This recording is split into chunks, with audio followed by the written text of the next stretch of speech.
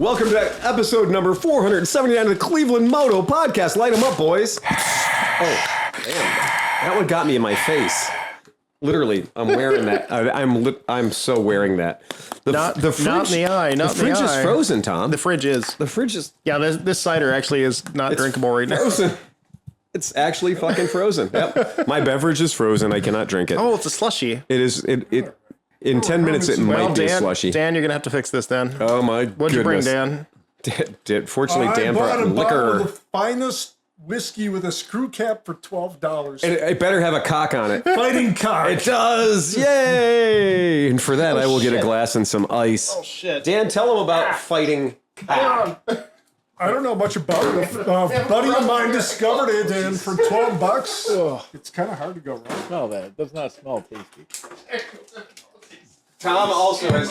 Tom It does not smell. Opening up his beverage. All I ever do now is smell booze, and that does not smell appealing. There's something very not smelling. That is really good. That reminds me of drinking my dad's Seagram's. Seagram's 7. Yeah, Seagram 7. I remember. In the was it the plastic? But no, that's because Shock does. Because Shock did. I don't know, but it was cringe. Man, we lost half the cast. We started, now there's booze being distributed. Oh, no, brown liquor cast. Don't like that. Oh, my God. Okay.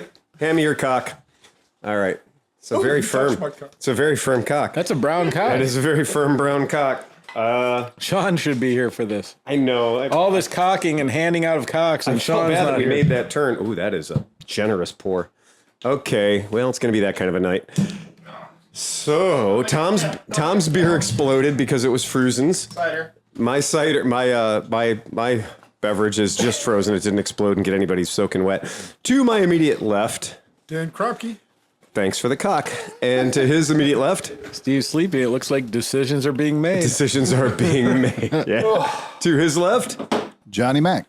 and to his left, Chris Smith. and behind the bar, cleaning up in aisle 2. Tom Bennington. Oh yeah, that went everywhere, I man. need a bar nap. I think it was funny that you tried to carry that. You tried to carry that desperately to the trash can, and it just distributed itself everywhere.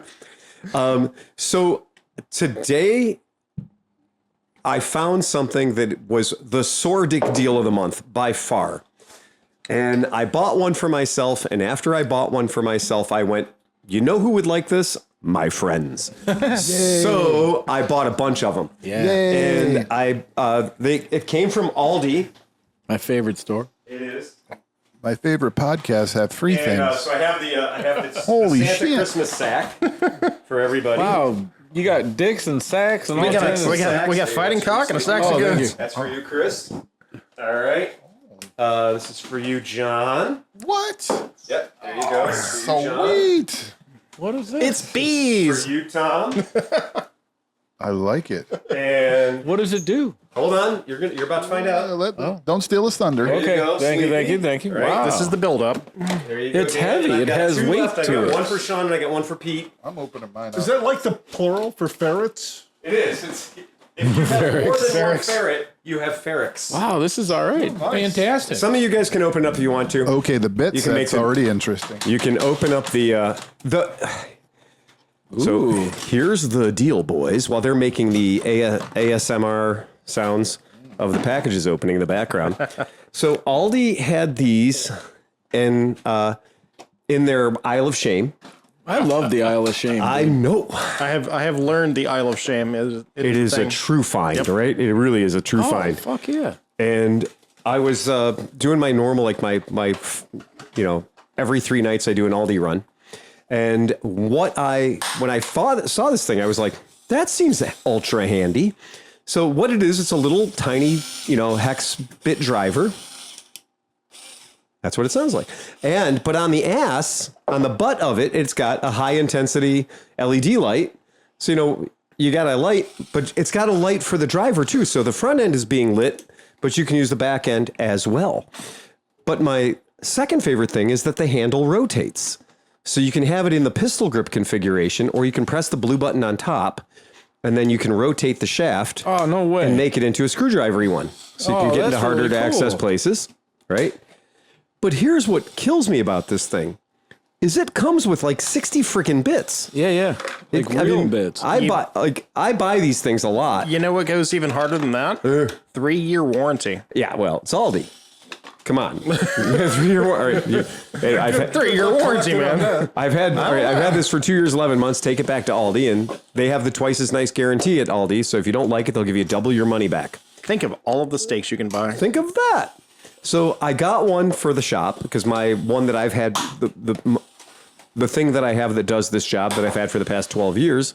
It seems like it's got a lot of torque. It's got a lot of torque, and it has a clutch. This is going to be Becky's new favorite thing because she always gets on me about how she can't find a drill or screwdriver. It was funny. I was working on many bikes today. Yes, you were. And halfway through it, I was actually videoing some of it. And I was like, this is the time where it'd be really nice to have a powered screwdriver. I'm not even kidding. No. Oh, yeah? Well, I use them a lot because I'm prepping the bikes to the shop, putting a lot of things together. And the low speed without the impact helps you keep, like when you're putting screws in plastic, because you used to have that Milwaukee one and I'd put a real long Phillips screwdriver attachment in it. Oh, yeah. And for shucking plastic off a bike, it was perfect. Absolutely. Super fast. Gets the job done I ripped quick. through a Kimco the other day that would have taken me days. Yeah.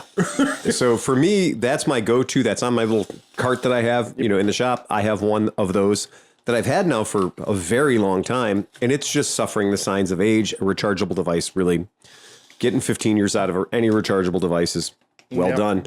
But this was, I'm so happy with it. So I did field test it. It works brilliantly. And if you be careful when you lift the tray out. But this is my favorite thing is if you lift the tray out, you'll find there's a wall wart. And this thing doesn't use some hokey finokey charging plug. It actually uses a USB-C. Yeah. So you can charge it with shit you already have. It has gotten... Oh, excellent. That's always the downfall of like the cheaper things. Yeah, it's like... do they have some stupid it fucking... charges on a It is 3/16 plug or something. Yeah, that's the thing, though. Is and you lose it and you're fucked. USB has gotten so cheap and ubiquitous that now... And it's easier to steal your data that way. It is. Yeah, it is. Yeah. And I did check that the wall wart that it comes with is actually a spicy wall wart. So if you want to charge your phone up, nice. It's a good one for charging your phone right fast in a hurry. So that's cool. So those are our podcast presents today. That's awesome. Thank you. Yeah, super fun. Thanks. Yeah, it's good stuff. So thank you. Really appreciate it. And by the time this drops, you can try your local Aldi. But if you're in the Cleveland area, fuck you, I bought them out. I had to go 4 different Aldis. So today I went to 3 different Aldis. Oh, wait a minute. And I snagged the ones at by my store too, because they didn't get. I think each store maybe only got like 8 of them. Sure. Right. Well, thanks, guys. Good night. I'm going to head home. You got your presents out of here. You got some shit to build? I got toys. Where was this when I remodeled like 6 house kitchens? Right. How the kitchens would be the one, right? Yeah, the kitchens would be the one for days. This is what Peggy needs, though. She was trying to use she's like, no, I was diligently working on remodeling a bathroom at the other house. She's like, I'm going to take down those shelves in the other room. Do you have, I'm like, oh, well, grab that up my other drill driver and you can use that. And I just hear, fuck, it won't go. It's like slipping. I'm like, yeah, it's too spicy for what you're doing. As soon as you try it, like the screw runs away from you because it spins it so fast. This would have been perfect. This isn't spicy at all. This is perfect. Yeah. And I had the little tiny Ryobi shooter, like the 4-volt Ryobi shooter. Yeah. It didn't survive. And this is better than that. So I'm pretty happy with that. Who wants to hear a little listener mail? I do. From our Patreon supporter, Ryan Hegdahl. And when I start reading you this, you're going to remember who he is. Yeah, I already know. Yeah. Right. All right. So, gentlemen, I'm back in my rightful place with great news. I'm having a boy. Hey. All right. Congrats. I bet you it's going to be cesarean because I don't think he can fit it out of his butthole. I was going to say, yeah. Right. We have decided on the name Killian. Why not? Killy Freyer, and he is due on New Year's Eve. Nice. With that being said, I will be taking the year off from racing, except for the Urban Cross race we have every other year. In Urban Cross, we basically shut down an entire fairgrounds and race around the entire grounds, in and out of the buildings, and a little bit on the motocross track. It's basically a combination of motocross, hare scrambles, and enduro racing. It is one of the best events out here in Iowa. In other news, I am sad to say I have passed my locked up BSA onto my brother in trade for a running 82 GL 1100 Interstate. Yeah, that That happens. still has the Honda cases in good condition. So I will finally have a running street bike for the first time in 2 years. Go fast and take chances, boys. I'm grateful for how much easier you make my days at work. Forgive the bouncing around. I have ADHD or whatever that is. Take care, gentlemen. I know nothing about that. ADHD is right. And he didn't write ADHD. He wrote 80. HD, like 80 Harley-Davidson. Pretty cool. Thank you, Ryan. Very cool message. Love hearing from you. I'm really interested in this race thing, like through buildings and stuff. That sounds fucking cool, man. Yeah. That's some Ken Block on a budget shit right there, man. I like the sound of that. What are you doing? Well, we're doing it at the fairgrounds. Well, I'm in. Mm-hmm. Right. Yeah. Can't threaten me with a good time. So I just thought I wanted to read that one right quick and hurry and get this off to a rollicking good start. Been a very funny week at the shop. Normally, this time of September, we're starting to slow way down. Apparently not, though. Apparently, there's been a wild hair up somebody's ass in the city of Cleveland to get bikes in for service, and I'm thanking them for it. Good. But Tom's dance card has been super full lately. yeah. Also, another thing that I'd like to remind the folks on. I know it's September, teetering on October, and I know that you feel like you have your shit together. And at this point, you're the world's greatest motorcycle rider. We've seen a disturbing number of crashed bikes come in this week. We've had a disturbing number of crashed bikes come in this week. The weather has not been bad. Again, It's been a little dry. there's been, it's exactly, right. Yeah. God forbid there's been too much fucking traction, Chris. Yeah. Right. The normal rain and things that we've had at this time of the year that would keep the driving a little bit, settled down a little bit. I don't know. We've had people come in. The one guy came in with road rash from his pinky fingers to the far side of his elbows on both hands. He did straight up Superman, chin involved, the whole deal. Ouchie. How did the gear look? Yeah, right? I'm sorry. What were you saying? Well, the t-shirt had gear? a couple, t-shirt had a couple holes in it. Sorry, sleeve. It was an automatic. All still perfect because he wasn't wearing it. Yeah, right. I'm sure it looks great in his closet, right? Right. But he was doing like the whole like, hey, look at me. I'm just out having a good time. And if you listen to our show, my shop sells a vast majority of motor scooters. We have every jacket for every size you could ever possibly we do. imagine. Please. And Yeah. they're all good quality. Come in and buy some jackets. Nothing I sell doesn't have armor in it. Yep. So here's the thing. You got to wear it. He didn't wear it. And he was doing the whole, hey, it's a nice day. I was out enjoying the sunshine and whipping around. And The next thing I know, he was whipping around. well, I think what happened is I think what he says is that a car ended up in his lane. Yeah. So a car coming the other way who wasn't paying attention, probably texting, ended up left of center at him.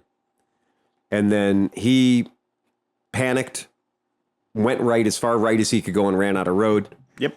Bounced off the curb on the right-hand side.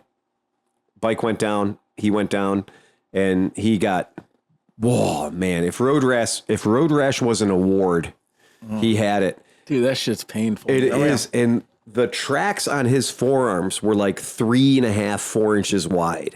So he spent some time on the ground. Yep. And so we now have 3 bikes that came in, bam, bam, bam, like within 4 days, 5 days, just coming in for crash damage. And they're every single one of them is bike versus car. Yep. Yeah. And that's been the thing. There was a video somebody posted earlier today. The guy with the birds, Sean? Yeah, Sean. Yeah, he posted one about a guy that, the guy was on his cruiser.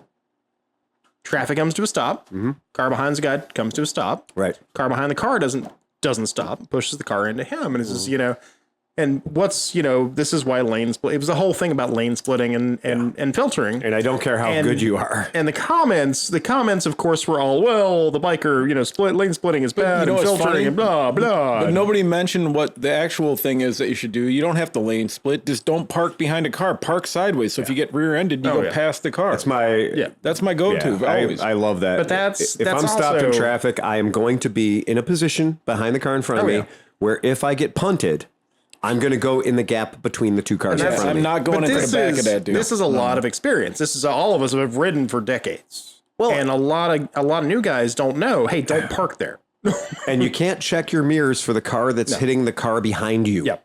There's But I'll tell you what, though, man. It's the world's biggest blind spot. When I commute to work and I do, like, if I'm on 224 and I do get on a red light, when you're at the red light, I literally do look in the rearview mirror. Oh, absolutely. Until there's about 4 cars stacked up behind me, because at that point I figure 4 cars, if the 5th car hits the 4th one, there's probably not a chance it's going to come all the way forward. The thing that kills me the most, and I can't stand when a customer's bike comes in. This is the thing. It's my biggest pet peeve, and I'm not going to lie. It is literally one of my biggest pet peeves. Why the fuck don't you have mirrors on your bike?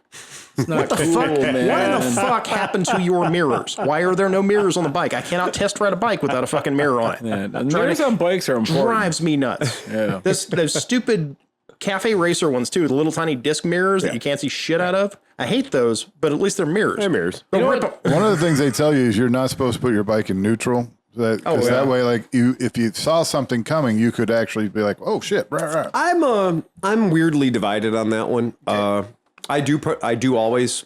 My bike is always in neutral when I'm in a light. It's just part of it is like, well, clutch is out, bike's resting. Some of the bikes too, when you're in gear, you're pulling the clutch. There's a drag on the motor. Yeah. Just because you're pulling the clutch in, there is a drag on the motor. I'm typically, we're typically diagnosing garbage, so you got to figure out why the thing's moving. So a lot of times neutral's important. Yeah, and I am a guy that definitely puts it in. I usually will coast. It's funny because I'll coast up to the light, kind of in neutral, because then you never know if the light goes green. I can pop second or first depending on the situations. But I do a neutral thing. I do. I don't like sitting in the light.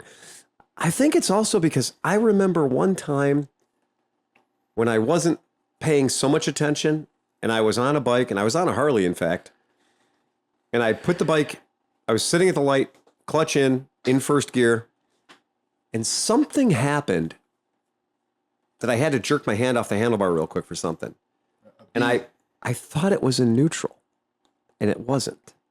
And it was so fucking embarrassing when I hit the car in front of me because I yoinked my hand off the handlebar, and I was just like, my brain was like, oh, it's in neutral. It's always in neutral, but it wasn't. It was in first. Yeah. And I let my hand off the grip, and I felt like a grade A rube for having a 1.7 mile an hour collision with a car in front of me, which didn't damage their car, thankfully, because I hit them from, 2.5 feet away, but it bumped them, and the bike went down on its left-hand side, and I had to pick that up, which is, you're trying to explain the situation while the guy's getting out of the car and he's angry at you for hitting his car. And you're like, oh, okay, my bad. So I do a neutral. I definitely put it in neutral. See, I never put it in neutral. Really? Unless it's a really, really long light. I mean, I'll usually leave it in gear until I'm stopped. Yeah. And then like if the light doesn't change in like 20 seconds, then I'll put it in neutral and I sit there. Yeah. But I like having the ability to go like, oh, I'm out of here. Like see That's ya. true. It always just depends on how bad the clutch is. Yeah, absolutely. There is that. Right? Yeah. If it's on like the a Harley, I have like- to reach down with my hand and find neutral because that ain't happening at a fucking stoplight. If it's like an 850 teeth free, like if it's an old goosey clutch, they're so bad, dude. The brand new one, the brand new Harley that we all got to ride. Yeah. What the hell? What?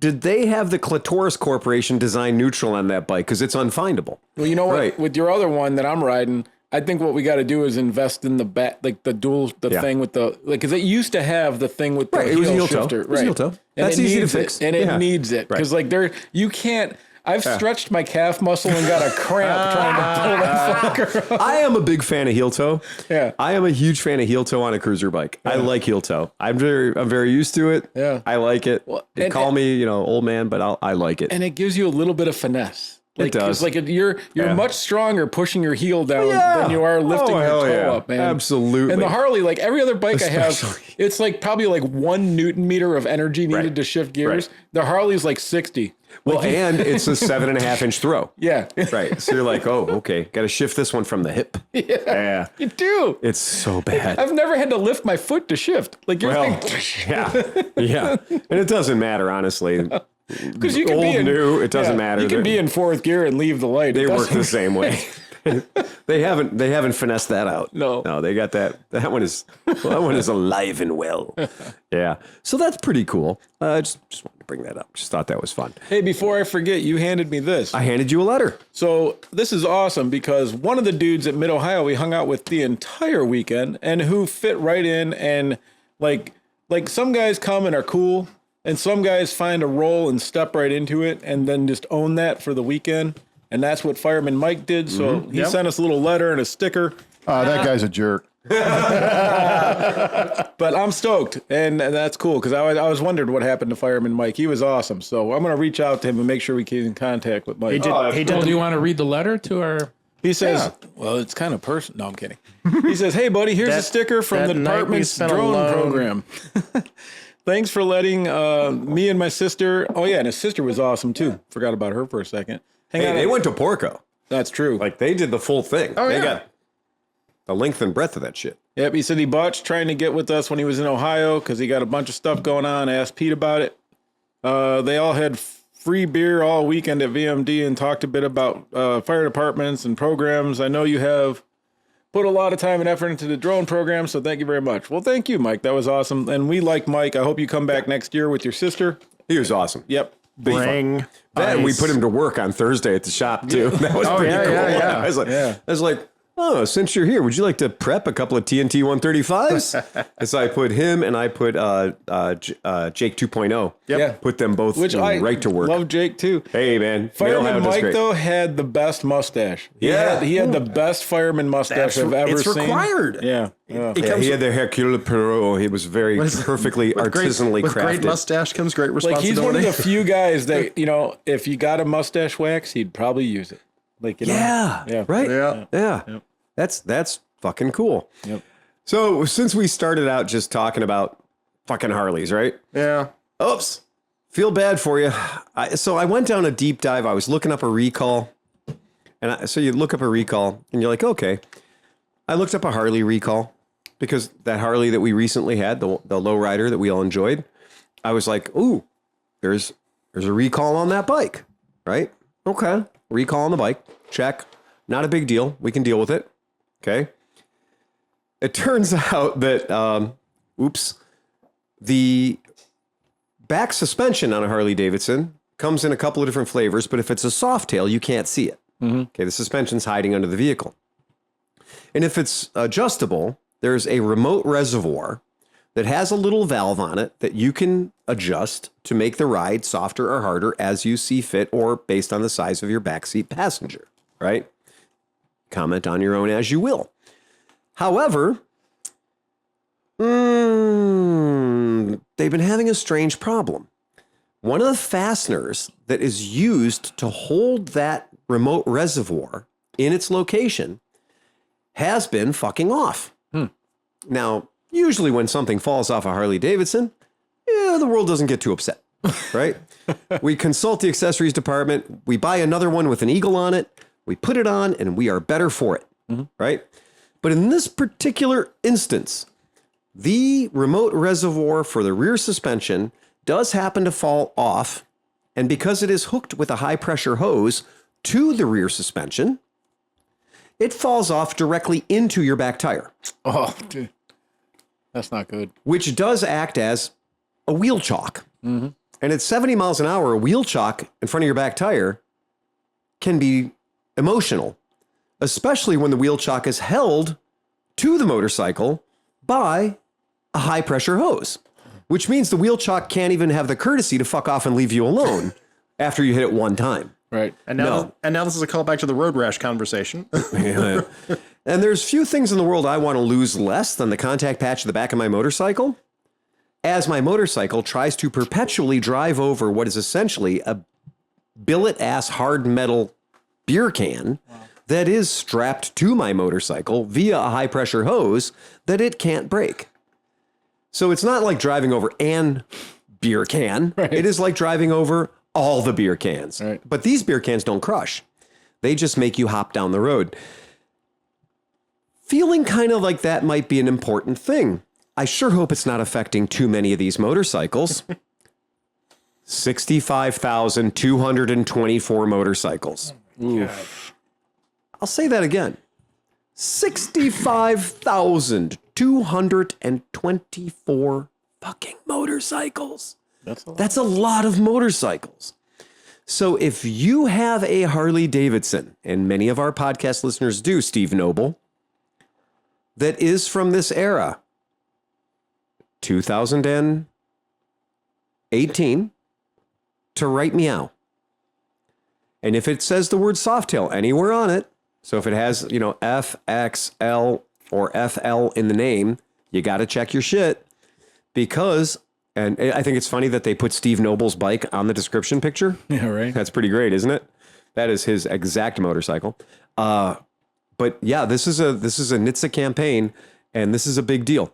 And the repair for it is not terrible. They're changing the hardware. It's a drill out and basically replacing something that was probably a bolt and a well nut. Oh yeah, I mean, it's probably a bolt and a well nut. You basically use a hose clamp on the old bikes for remote reservoirs. Yeah, well, this one had just there weren't enough skulls on it. a Tinneman clip, basically. A Tinneman clip that a bolt went through, and they're replacing that with a grade 8 piece of hardware, nut and bolt assembly that's, and it's probably some red Loctite too, I hope. Yeah. But that's the deal. Kind of a big deal. If you'd like to look it up, it's recall number 0181. And I went, recall number 0181. Well, in poor man's English, that's 181. I wonder what recall number 180 is. And I just started looking up Harley-Davidson recalls by their recall number. Wow. And it turns out that's a really interesting hole that you can go down. And then I started comparing them to other motorcycles. Would anyone like to guess, in the past 10 years, how many Harley-Davidsons, or in 10 years, so 2014 until right now, how many Harley-Davidsons have had individual recalls? Not how many bikes themselves, how many recalls have there been? Meaning, stop the presses, get those back, right? In 10 years. Now, to put it in perspective, I would like to remind you that arguably the worst car I've ever owned in my life, the Fiat. The Fiat 500 has also been out for 10 years. Fiat has had quite a few recalls. Fiat has had 18 recalls. How many recalls has Harley-Davidson had in that 10 years? Would anyone like to guess? I mean, I'm going to say at least 50. Anyone else? That was my number. 114. Oh shit! Wow. 114 individual recalls over a 10-year span. Now, granted, Fiat only had like 5 or 6 different versions of a car they could sell Yeah, you. they do. That's Have, across their whole fleet. Yes, it is. yeah. Well, no, it's across their whole fleet because, as we just found out, one recall can cover 65,000 motorcycles. True. Damn. But even if you took that number and divided it by the number of motorcycles Harley sold, it's still going to be more than 18. It's a lot. per bike. Man, there's It is going to be a lot. lot of people busy at the Power Sports Network with the auction for all those bikes. Okay, only 40,000 are at auction. That's a real sensitivity. That's a real sensitive thing because when I did pull up Fiat numbers and I just wanted to see, because some of the Fiat issues that my car had affected as many as 1,300 cars. It's a very small number, right? It's a very small number. When Harley-Davidson is affecting 65,000 bikes, that's having an impact on a lot of people, a lot of human beings. And a Fiat, when the badge falls off a Fiat and they call it a recall, you're not really putting anybody in danger, right? So I decided that I wanted to get rid of all the badge falling off at recalls, the things that aren't really important. So I took their main list, over 100 things, 114, 115 recalls, and I just did a word search for the word crash. Okay? Because with NHTSA, they have to talk about things that can result in a crash. It was 103. Oh. So of their recalls, 103 of their recalls involve the word crash. That's a little different than your wiper stopping working on your Fiat, which is a recall, by the way. So I wanted, for the hell of it, to pull up a small smattering of these, just because it's a little fucking terrifying when you look at them.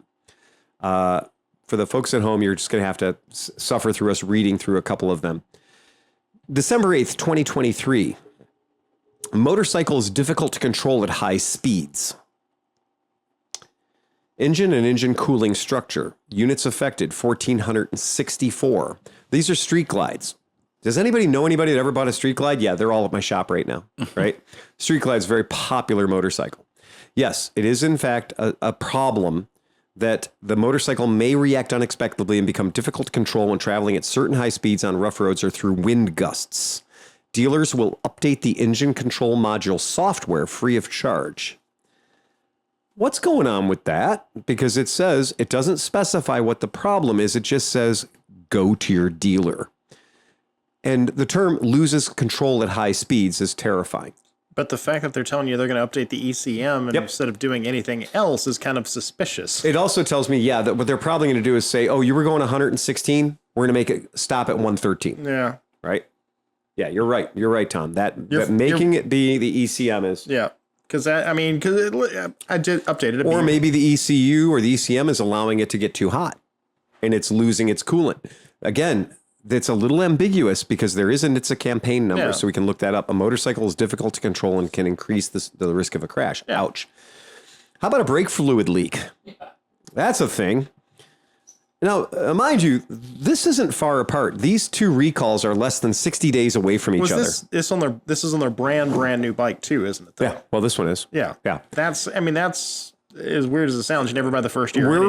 No, not in this one. This one's been around for a while. Oh, okay. Okay. So this one's been around. It affects 2,200 bikes. Brake fluid. The rear brake line may not be secured properly, allowing it to chafe against the exhaust pipe, which can result in a brake fluid leak. Okay. Affects 2,200 bikes. Ouch. That's kind of an interesting thing. How about a fuel leak in the presence of an ignition source, which can increase the risk of a fire? Ouch. That's a tough one. And these are on the X350s. That's kind of weird. Very, very strange stuff. This is the shock absorber fastener, 65,000. Just a straight up on the tall rear shocks were sold as a HD parts and accessory for bikes that had a low profile rear suspension. Yeah, those aren't good. That's bad. We don't want anything to do with that. I'm going to tell you that if you spend any time looking at lemonauto.com and look up Harley-Davidson and see sort of their track record with some of these recalls, it's crazy. It's how about losing both your headlights? That's not a good day. As in going out or falling off the bike. 2019, so we're starting with 2005 Softails, going all the way up to 2021 Sportsters.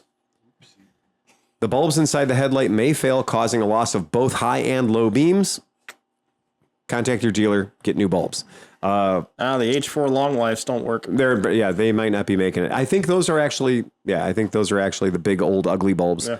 But it is bonkers. How about the powertrain may unexpectedly shut down and not restart? Not the thing you want to have happen at 80 miles an hour. That sounds like the ECM again. Kind of weird. It's all the live wires. Yep. So it's all the live wires. Every electric Harley-Davidson. It's the battery management. It's something. Yeah, power control board or whatever. But the point being, shut down, no start. That's not a good one. How about the unintended activation of the rear brake? What would cause that? I don't know, but 624 people need to be concerned about it. A brake line up against the exhaust. A brake line against the exhaust. Yeah, that sounds like an ABS thing, though. Recalling certain 2019 and 2020 Ultras and Trikes. The Trike traction control system software may respond incorrectly to a faulty rear wheel speed signal by activating one of its two rear brakes. Hey guys, I'm going to tell you a little something about Trikes. They have 3 wheels. And on the back of the motorcycle, you have 2 wheels. And if either one of the brakes on the back of the motorcycle activate without the other one, you become a big wheel with the special skid steer, thing. So that means instead of going straight, you're going sideways and upside down at whatever speed you used to be. Mm-hmm. It's not great. It's pretty bad. Unintended activation of one rear brake could lead to an unexpected. Now this is, and if I ever need to undersell anything in my life, this is the phrase I'm going to use. Could lead to an unexpected change in vehicle direction, which may increase the risk of a crash. Well, no shit. Their traction control on their trike involves actuating the calipers. Yeah, like a Toyota Tundra. except for the fact that it has one less wheel. Yeah, exactly. And you're doing this on the back wheels that we should never, ever. The Vespa's smart enough to at least just interrupt the ignition. Yeah, spark interrupt. That's spark interrupter. Right, right. That's cheap and cheerful. Yeah. Cheap This thing and is, cheerful. you know what would be a really good idea? To shoot you into oncoming traffic. Okay, I have a good one for you because I saved the best for last. Clutch fluid may leak and cause a loss of control. Potential number of units affected, 177,636. That's a lot. It goes from pretty much anything after 2013 with FL in the letters. So it's the big boys. Yeah. Of which I own, right? It's the big boys. It's the Road Kings. It's all the stuff. It's the CVOs. It's the Anniversary Tour Glides, Tri-Glides. It's all of them. Yeah.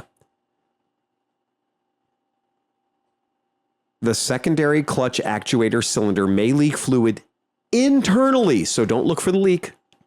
And the clutch master cylinder may lose the ability to generate enough lift to disengage the clutch. If the clutch cannot be disengaged, it can result in a loss of control, increasing the risk of a crash. No shit, really.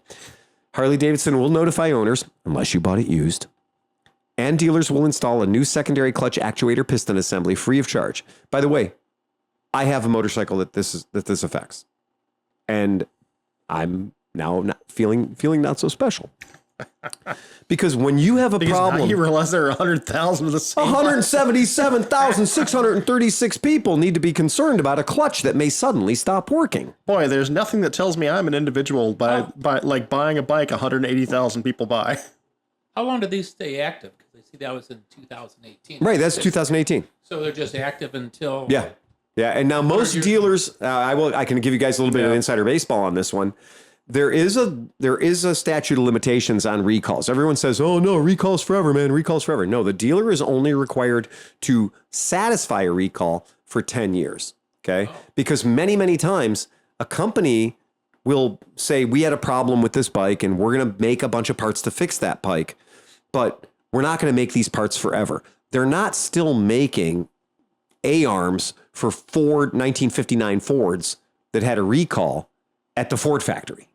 Right. You know, they're only going to do it for so long. So they're going to do what the government or what the lawyers think is reasonable to cover their ass for a reasonable period of time. Well, I mean, we talked about the Guzzi hydraulic lifter conversion. Absolutely.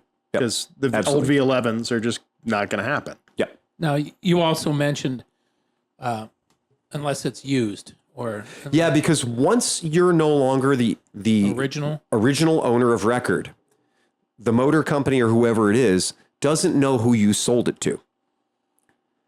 Their job is to alert the warranty registered owner of the vehicle if there's a recall. Now, if you sold that to your neighbor and they sold it to somebody else and they sold it to somebody else, well, there's no chain of that, right? Everyone used to think that, oh, well, I have a used Honda Civic and I might get a recall notice even though I'm not the original purchaser. Takata airbags is a great example. Yeah, they chased me for 4 years over Takata for the passenger side on my Element, and that I bought used at a Honda dealer. So that's the only reason. So that level of attention to tracking down future owners of the vehicle is going through the BMV and the state DOT or the state title bureaus to find out who those owners are. It's nice when they do that, but it's not federally required. Huh. Okay. And the reason I'm asking this, I own a used Kia that's actually Tristan drives it, but still in my name. So we get a couple of recall notices. And so absolutely. Yep. I was curious. I'm assuming that they're tracking it down through the BMV. And I get recall notices for cars that I used to own. Yeah. That I don't anymore. Yeah. Some companies like Honda in particular will go the distance and they will track these down. But I can tell you that it's not mandated. It's not federally mandated. When a company wants to show they're doing a good job, they will do that. They will go the distance to track down registration information, title information. But I can also tell you, I've owned many motorcycles that I've done a check on and realized, oh yeah, wow, there's a recall on that. Yep. So where do you go to do the check? Because that's the next logical question. So Harley-Davidson, I did. Thank you. That's leads me into the next thing. If you go to Harley-Davidson's website, Harley-Davidson website does have a VIN search on their website. So you can punch in the VIN of your bike on Harley-Davidson's website. Many dealers who run their own sites do have that on their site as well, because it is actually good to get people in the dealership where you can take care of the warranty item, but also upsell them on something fun, right? And great opportunity for an upsell. And opportunity to shout out to Rob Capel, since he messaged us the other day. NHTSA will actually, if you go to nhtsa.gov and put your VIN number in, it will pop up your recalls. Guaranteed. You do not need to go by manufacturer. Go to nhtsa.gov, punch in the VIN of every vehicle you own. Yep. You'll know what recalls are out for them. That's great from Rob Cable. That's absolutely a great tip from Rob. How about this? 174,000 bikes. The brakes may fail due to not flushing the brake fluid. Now, initially, that's a no-brainer. We don't think we need to have a recall on that, right? The brakes, you're supposed to, as part of maintenance of your vehicle, you're supposed to flush your brake fluid. As I was recently told by Piaggio, every 2 years you have to flush both front and rear. Mm-hmm. Yeah, I wonder where Piaggio got that. I wonder where that came from. I wonder who clued them to that. Oh, BMW. Right. Yeah. Yeah. Don't have 4-year-old brake fluid in your ABS system. might fail. Right. That's exactly right. Well, here we have one right here. And this is no shit. This is saying to people,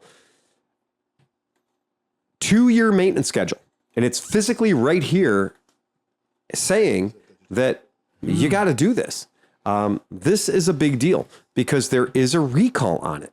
And it says Harley-Davidson will notify owners and dealers, will flush the entire brake system with new platinum label .4 brake fluid. I love the platinum label bullshit. Free of charge. I'm going to say that again for the cheap seats. They're listing motorcycles back here to 2008 Road Glides. I also have one of these motorcycles. And it turns out I might be able to get my brake fluid changed free of charge at my local Harley-Davidson dealership now that I know about this campaign. If you don't know about it, you may be missing out on free maintenance opportunities. You may be missing out on free upgrade opportunities. Pretty fucking rad when you have stuff like that. Spend a half an hour just drilling through Harley-Davidson's recall campaigns. They are terrifying. They're just absolutely terrifying. One of the ones that the newest one they just launched is that the wiring harness may ground itself against your timing cam cover. And, but it's only one of the particular parts of the wiring harness. The part that goes directly from the battery to the starter, 60 amp service. That's the one that contains the big lightning bolts, the ones that makes the fire. That has my favorite. Yeah, that has a tendency apparently to ground itself out to the motorcycle. And we can tell you that when you ground your main hot positive, the thick wire, the big red danger colored wire, when you ground that out to the engine, which is grounded, it's welding. It's instant fucking welding. And I'm going to promise you that a whole lot of things in your motorcycle aren't going to work after that. And you're probably going to have to change your underwear.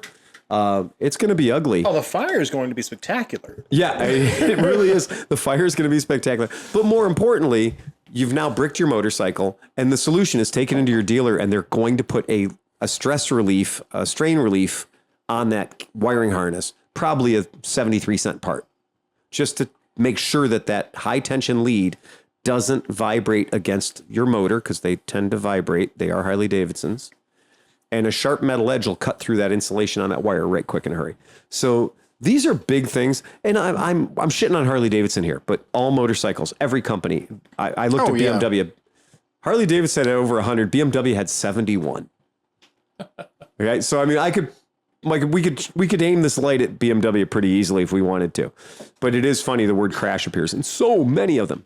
Terrifying. Absolutely terrifying. Well, and segue into your next recall that you were talking about here as well, since we were pointing to another company. Here we go. You ready? This is one you brought up. It's homework. Okay. I can tell you how to save a lot of money if you want to buy a small Honda. If you have it in your head to have an entry level, a small Honda, a little cute Honda that you can have fun with, and you can grab it by the scruff of the neck. And it's a Honda that every member of our podcast has gotten to ride around on and enjoy quite a bit.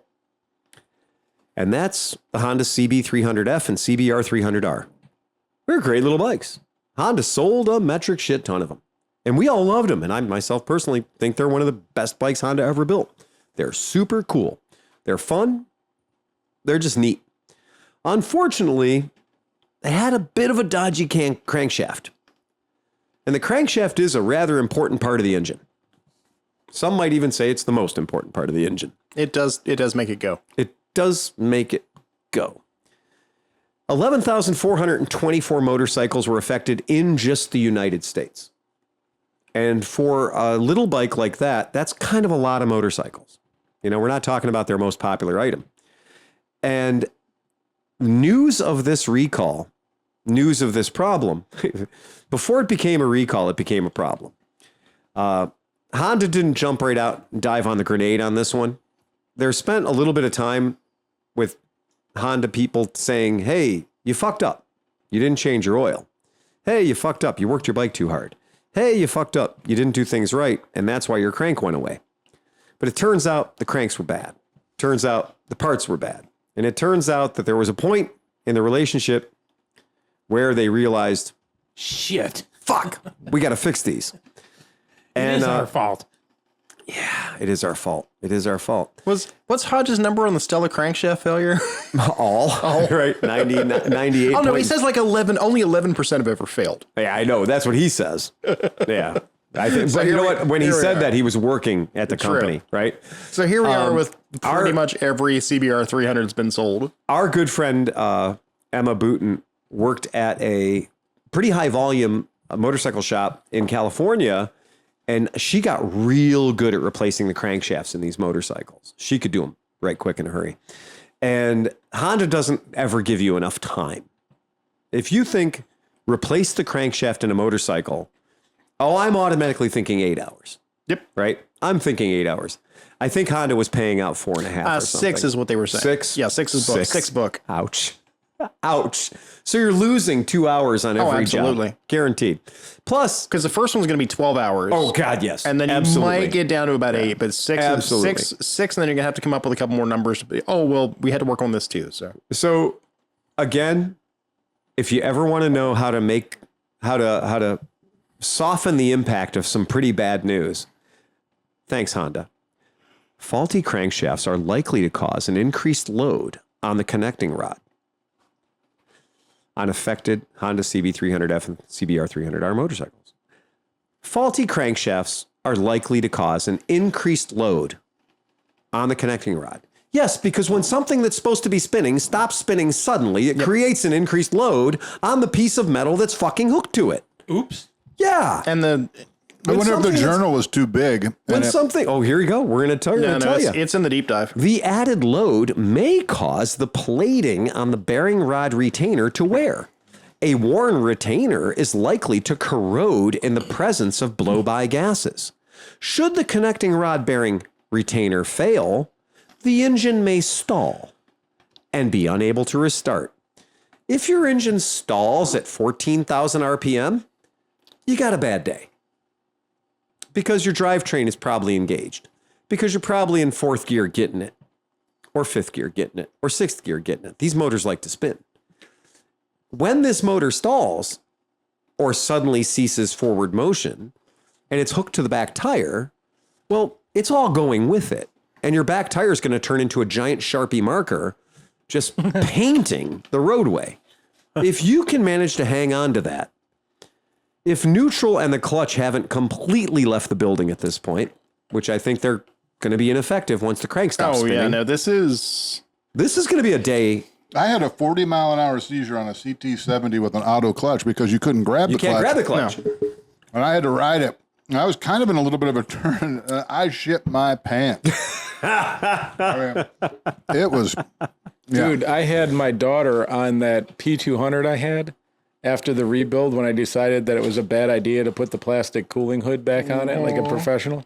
And so I was doing like 60 miles an hour, and it was the smoothest 60 miles an hour I ever heard. And when that fucker locked up, that was the scariest because my daughter was in the back, like just a helmet. We weren't really trying to get it, you know. But you're right. You want to talk about a paint marker? I left a 500-foot long skid all the way to the bottom of this hill. It's terrifying. Oh man, It is terrifying.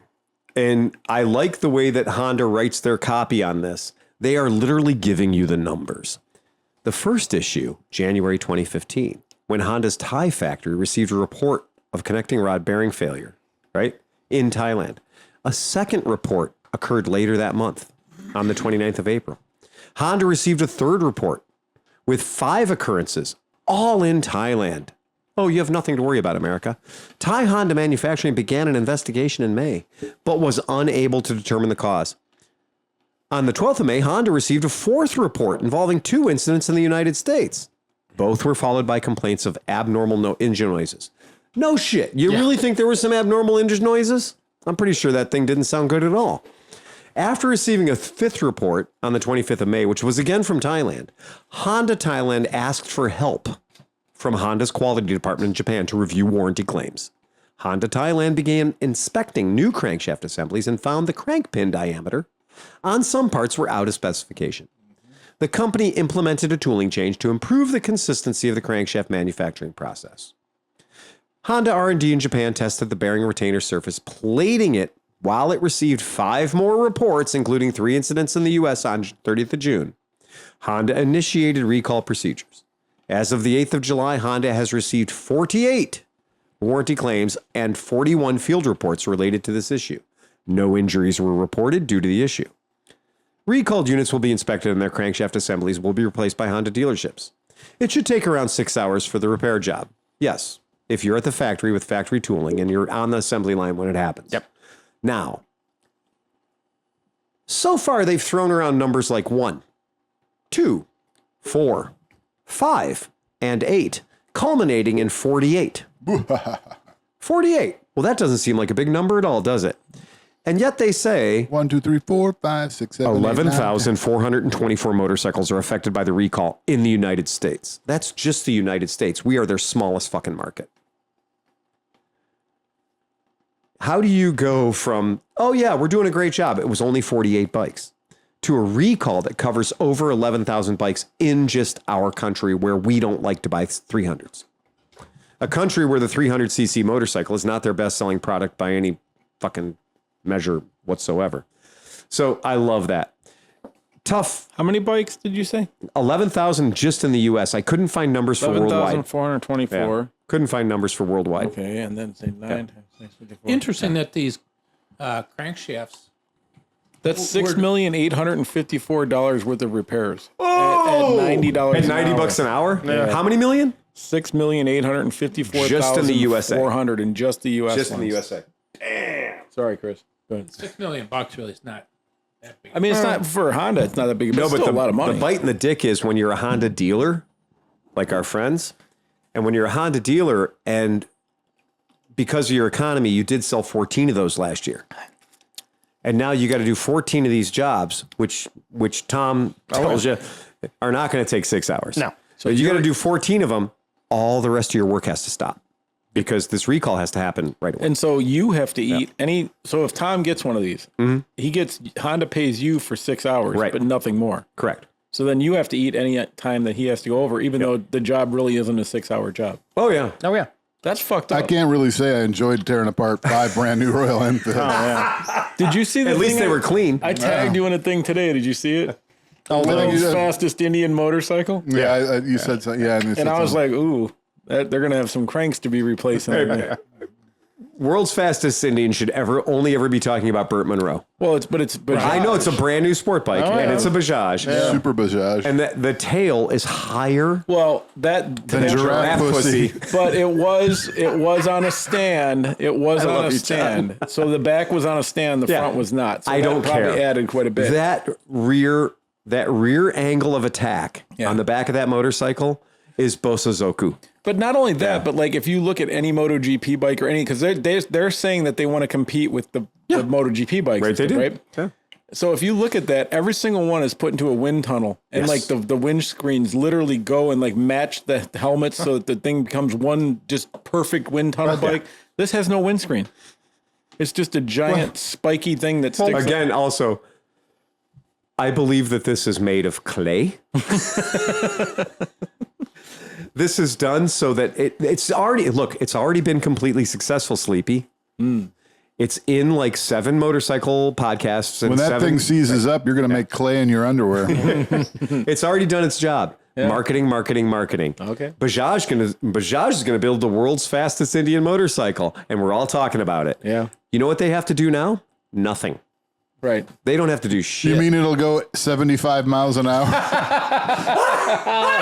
It only has to go 1 mile an hour faster Than any other Indian. any other Indian built motorcycle. Yes, but the real question is what's the gas mileage? Well, does it seat 6? Right.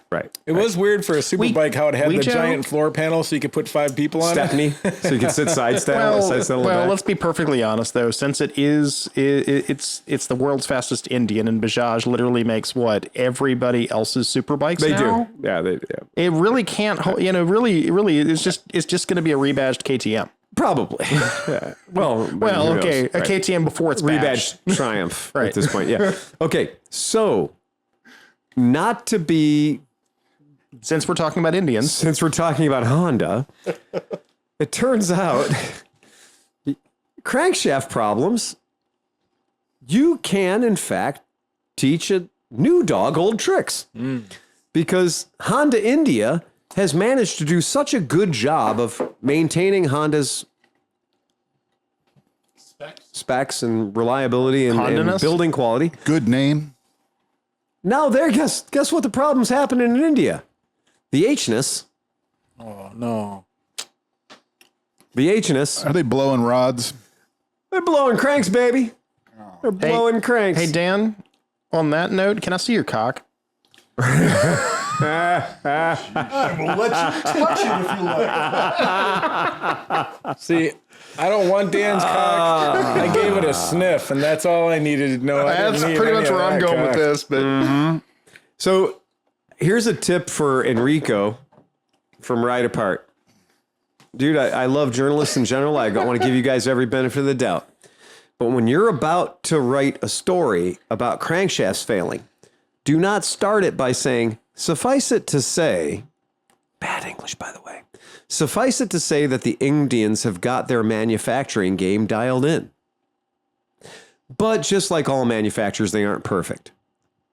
Okay, don't open with a declarative statement that they've got their manufacturing game dialed in, and then spend 7 paragraphs telling me about how they done screwed the pooch. I mean, I'm sitting here about to put Dan's cock in my mouth, and that guy's deep throating Honda. He is. He's really, really... Like all manufacturers, they aren't perfect. BMW is like, excuse me? Again, 71 recalls, right? Number 2 only to Harley-Davidson. Right. They beat Fiat. So... Congratulations, BMW Motorrad. You beat Fiat. You're worse than Fiat. Right. You're worse than Fiat. Okay. Thousands of CB models are being recalled due to 2 potentially serious issues. I'll be the judge of that. The first issue potentially involves thousands upon thousands of models. I like when you're talking about anything from India, counting shit goes out the window. Right. You don't even try to count shit anymore. You're just like, there's a lot of them. Yeah. There's a lot. As it surrounds a faulty wheel speed sensor. Bajaj doesn't even keep track anymore. No, they don't. No, they have no idea. How many of those Oscar it? How many people work in your factory? Thousands We don't and know. thousands. We have no idea. Right. According to Honda, an improper molding procedure could result in water entering the speed sensor assembly, which means it already has, causing a malfunction. The malfunction would subsequently result in speedometer failure. Now, you normally think that's not a big deal. I've ridden lots of motorcycles with no speedometers. It's not a big deal. Ooh, that's a big deal. The problem is now our ABS and our traction control systems rely on that data. Now we got a problem. Because on a lot of motorcycles, if your ABS and your traction control lights are flashing angrily at you, they don't let the motorcycle go anymore. Yep. And so you could have a bricked bike as a result of that.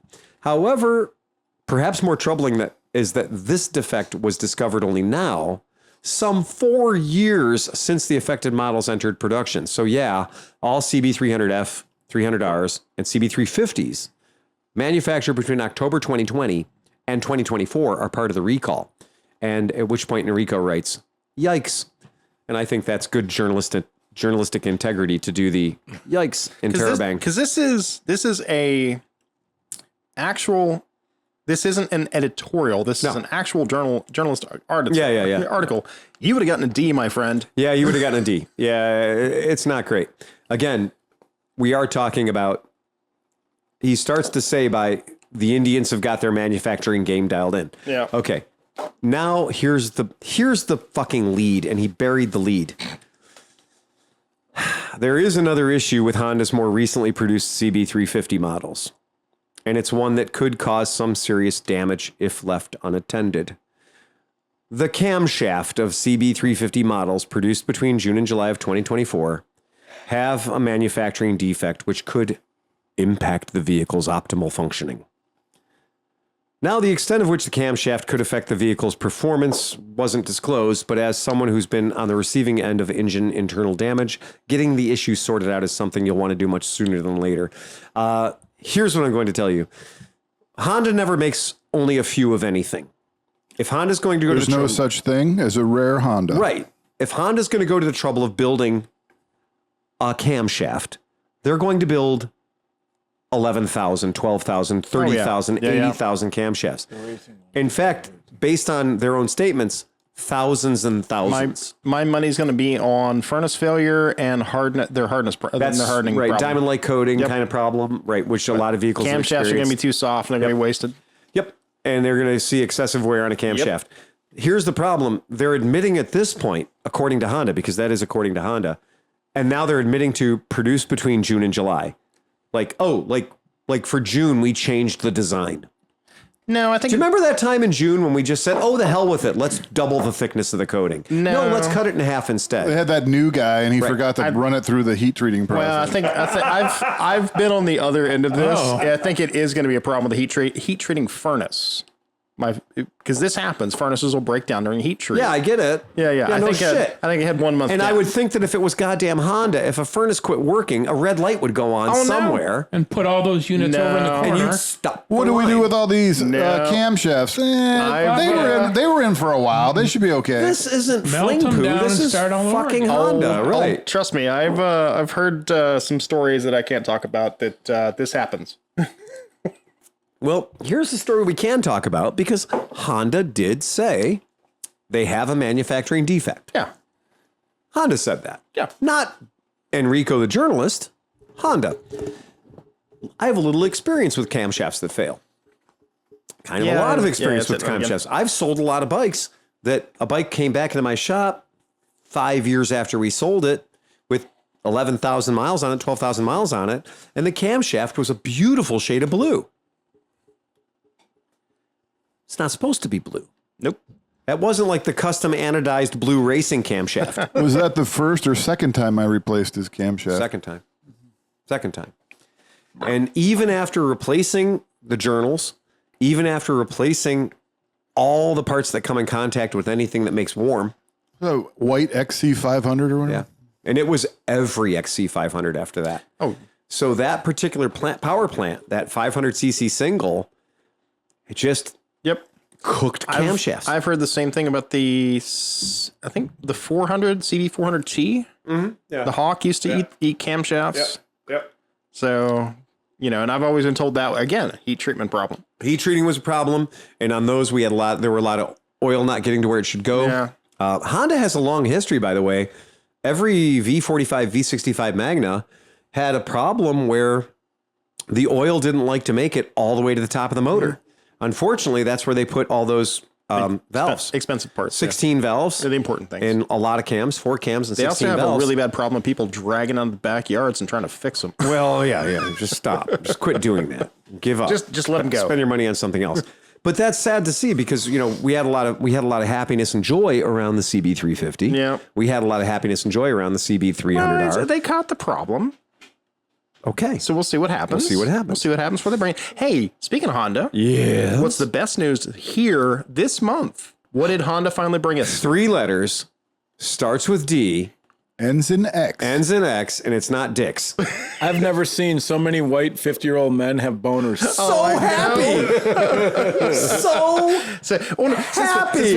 Since we've spent the past 25, 30 minutes talking about horribleness, let's talk about the greatness. It's so happy. Well, if one thing Honda can do is build a lay-down motor. Oh, yeah. That's what we've understood. No, one thing Honda can do is resurrect a 1959 design. Exactly. And be like, we can make more money on this than we make on a 1800 Goldwing. Oh, absolutely. Profit margin wise. Yep. Because this thing was bought and paid for a long time ago. Yeah, there's technology there from like 72 still. Oh, absolutely. The way they made it look like a Trail 70, but I have looked at one in person at Mid-Ohio, and in a Trail 70, that frame is a monocoque frame, right? Yep. It's pressed together. Yep. If you look carefully at this, you can see it's actually two pieces. So it's got a left side and a right side. But they did that to have a place to hide all the things they don't want you to see. Yeah. Is behind the word Dax. Dax, aka Dachshund. So how come they were able to not put a giant airbox that ruined the whole thing like they did on the Monkey? I know. Right? Like the Monkey should have a motor like that. Okay. Phil hit it a minute ago. He said basically the blue panels are literally panels that bolt onto the bike. Well, they are. No, they are steel. They're metal, and they are the Understandable, frame. but They're the there's- frame. okay. I've been there. I've done that. I crawled up all in. I tricked the guy into letting me ride it. Yeah. He's like, I'm selling this for $8,000. I said, that's it? This gray market bike that you snuck in here, you're going to sell this. You're okay with not leaving here with this bike. You're okay with me buying this bike right meow, and you're walking around for the rest of the... I got plenty of bikes to ride. I challenged his manhood every way I could to the point where he was forcing me to take it for a ride. Meanwhile, 75 other people was like, man, can I ride it? And he's like, go fuck your hat. Yeah. I was like, thanks. Copyrighted. But you saved yourself $4,000 because, you know. Well, I just was very curious having seen it, and he let me, I was able to kind of lay down on the ground underneath it and really look at it. It didn't hurt the fact that I was also riding a brand new Honda product. So it's in the frame. It's cool. But it's in the frame. It's under your seat. If you rotate, if you get this, the other side view, it's got a huge chrome, like early Sportster chrome. No, it has what it's supposed to have. The big air filter. That actually looks more like an ST90. Yep, it does look more like an ST90. That's the thing. They're calling it an ST125. Right. And so and I'll go ahead and I want to pull this up for the folks at home so they can see it because they're going to want to. And it comes with a free Dachshund. It comes with a free Dachshund. And it's the one mini moto that you can ride two up. Yep. Yeah.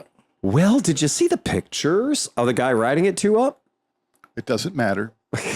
Okay. You can. Okay, let's be honest. Let's be honest. Anybody who's not our size can probably ride two up. I looking at, they were very careful to find the correct model to ride this bike, and then they found the perfect father-son combo to ride it, where the kid who's 8 years old is 80% the size of the father. Yeah.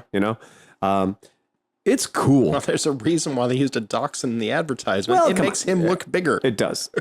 But it does look fantastic. I'm extremely in love with it. I thought it was funny. I posted the picture of it when I found out earlier this week. And our buddy Bruce, who has been, a vintage motorcycle guy for as long as I can remember and known you guys for longer than I have ever known him, was like, what's Dax? And I was like, what? Like, you didn't know what that was? Well, that's a European thing. He's far too American. I was going to say, we never got into that. Right. My cousin had one of these in baby poop brown. Oh, and I hated him. He would not let me ride it. Would not let me ride it. He was an asshole anyway. But this is kind of the bike that I went, okay, I want one of these. If you look around, you can find a picture of a British journalist riding this who is 5'10" and 180 pounds. And then you start to realize it's kind of a small bike. Yeah. Well, I mean, it's a monkey bike. It is. It's a monkey bike. I was never under the assumption that it was a large motorcycle. No. I'm very happy with it, though, and I think it'll make us all very happy. I mean, those are still 12-inch wheels, right? Yeah, exactly. Yeah. Oh, I mean, like, I don't really want a new bike anymore except for this. Like, this is definitely something I want. He's And it's nice to have attainable dreams. so after buying the BMW that he was never going to buy another bike, but then the Aprilia popped up, so he's never going to buy another bike. But now Never. this has popped up, and he's not going to buy another bike anymore after this. Well, my wife. And he's done buying guitars too. he's still buying guitars. too. I like where's the blue gray one? Yeah, so they're only coming in 2 colors for us. There you go. Right, they're only coming in 2 colors for us. Piper, And this Piper is- picked that color. She's like, I want that. This is the color that was at AMA Vintage Days. Call me when they do electric piss yellow. Right. Yeah, and that's true.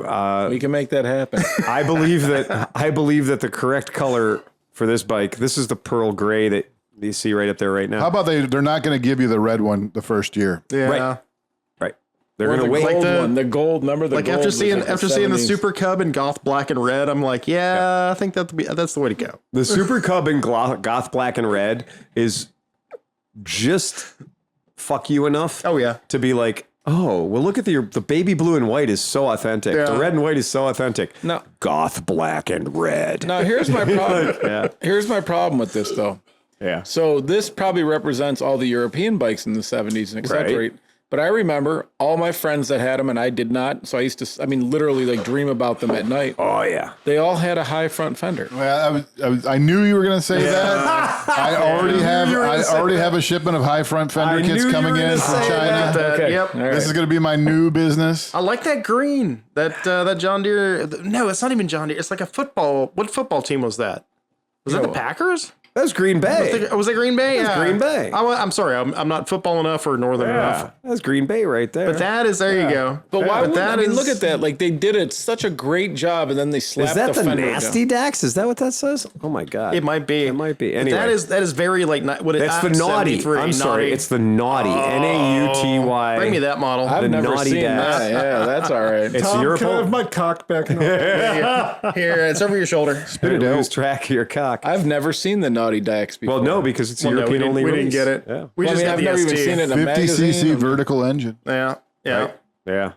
So Oh, I mean, did that be? Because the Street Magic looks almost exactly yeah, it does. identical. It is very much in the same line as the Street Magic, for sure. For sure. Yeah. Small So but wait, mighty. build your own. What can you build about it? Now hold on, my friend. We're getting ahead. Okay. the Color. yeah, right. That's really what it comes down to. You're not going to be able to play that game. Now, did they get the wheels right? Because the little 4-point stars was kind of like a thing too. Like, what does the wheels look like on the new one? I didn't really. I'm gonna go ahead. Wait, I got to service more than one master right Oh, now. I'm sorry. Those are the original Comstars. Right. Yeah. Yep. So these are just alloys. So these are 5-spoke by the look of it. Yeah. Yeah, 5-spoke alloys. Yeah, Yeah. they almost look like they're off the ground. Like they just I think bargain bin off the We ground. can add original style wheels to our line of Literally accessories. Comstars. Right. Yeah. Yeah, because those pictures of And we're gonna need a Naughty crash. Dax. We're also going to need a crash pan, the bars, the chrome Yeah. pan. Oh, right. There's no Oh, bash right, plate. because the original handlebars were the ones where you could unscrew the thing and they'd fold down so you could put them in. Those are in development now. Oh, look at that seat! Yeah, that is the Dax, the 1981. Because that's like the Express, the Honda CT7 Express seat. The CT790 continued to be offered in the U.S. through 1991. Collectors and customizers continued to seek them out long after production stopped. 1981 Dax Honda.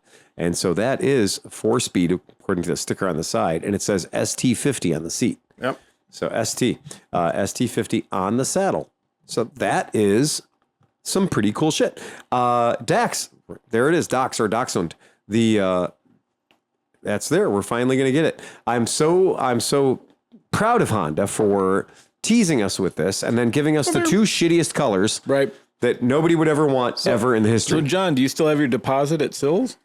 I have to figure out whether the Sleepy Sewer guy or Yeah. Grumpy Sewer guy was the one who had that worked out. Not at Seals. It was up at in Elyria there, or on the edge. Amherst on the edge. Yeah, on the edge. Yeah, so that's the Dax. That's the Dax. Like I said, cheers to the guy at Mid-Ohio to let me take it for a little spin. That was great. Appreciate it. Got to crawl around it, look at it. Did you I was ever like, ask him how he got it? yeah. What happened? He bought it in Europe and shipped it over. With no issues? Well, he put it in a crate with some other stuff. Oh, okay. Yeah. Good man. Good man. Yeah. That's right. As long as the motor Never is let- not, long as the motor is not connected to the frame, it's not a complete Oh, no, motorcycle. it came in 100% intact. He took the spark plug out. yeah. He's like, it's display only. I think it was hiding between two pieces of kitchen equipment. Yeah. Yeah. Never let the law get in the way of a good time.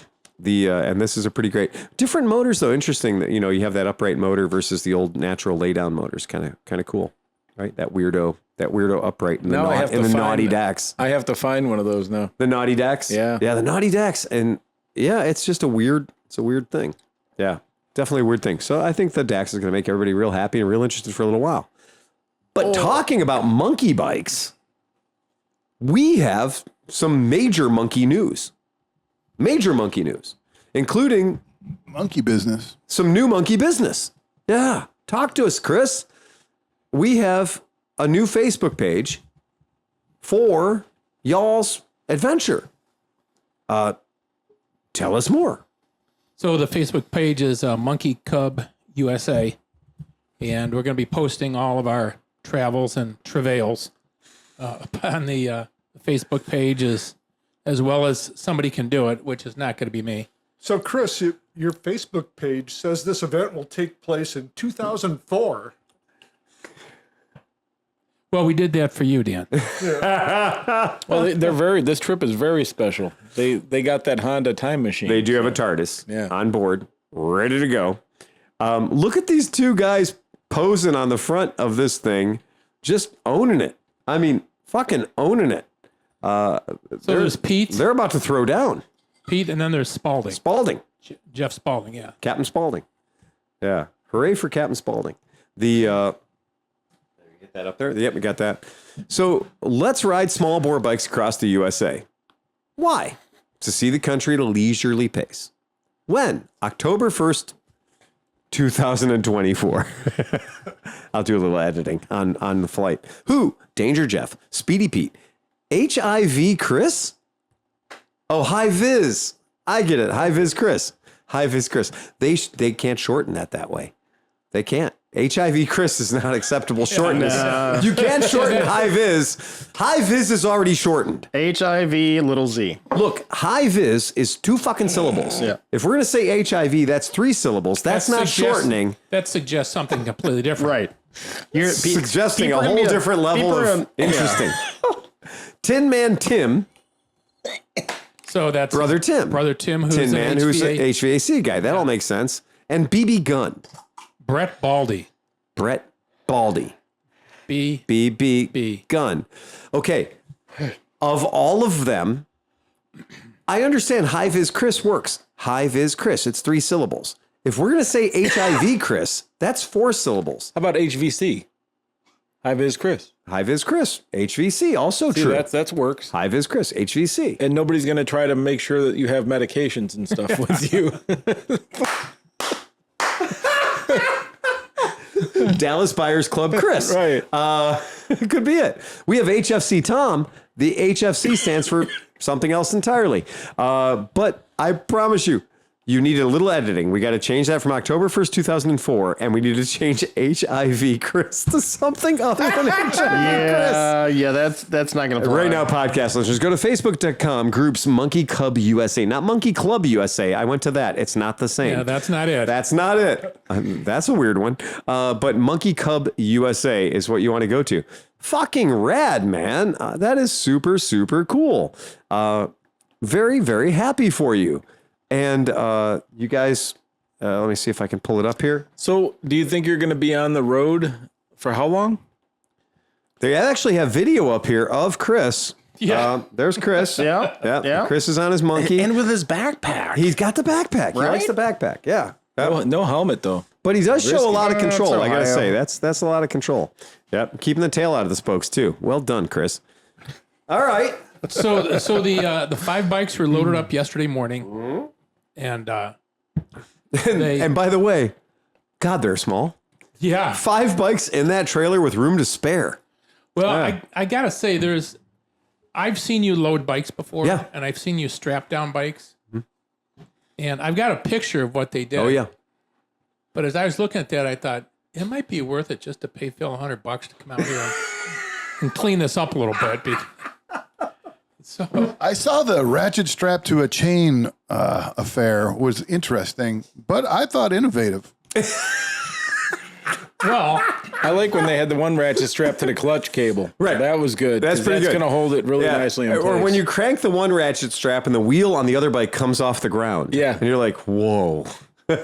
so Brett Baldy's asking those. So those guys are out in St. Louis right now. Okay.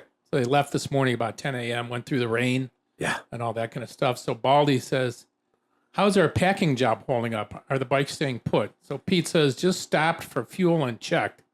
One of the D-rings mid-ship failed. Load shift, no damage.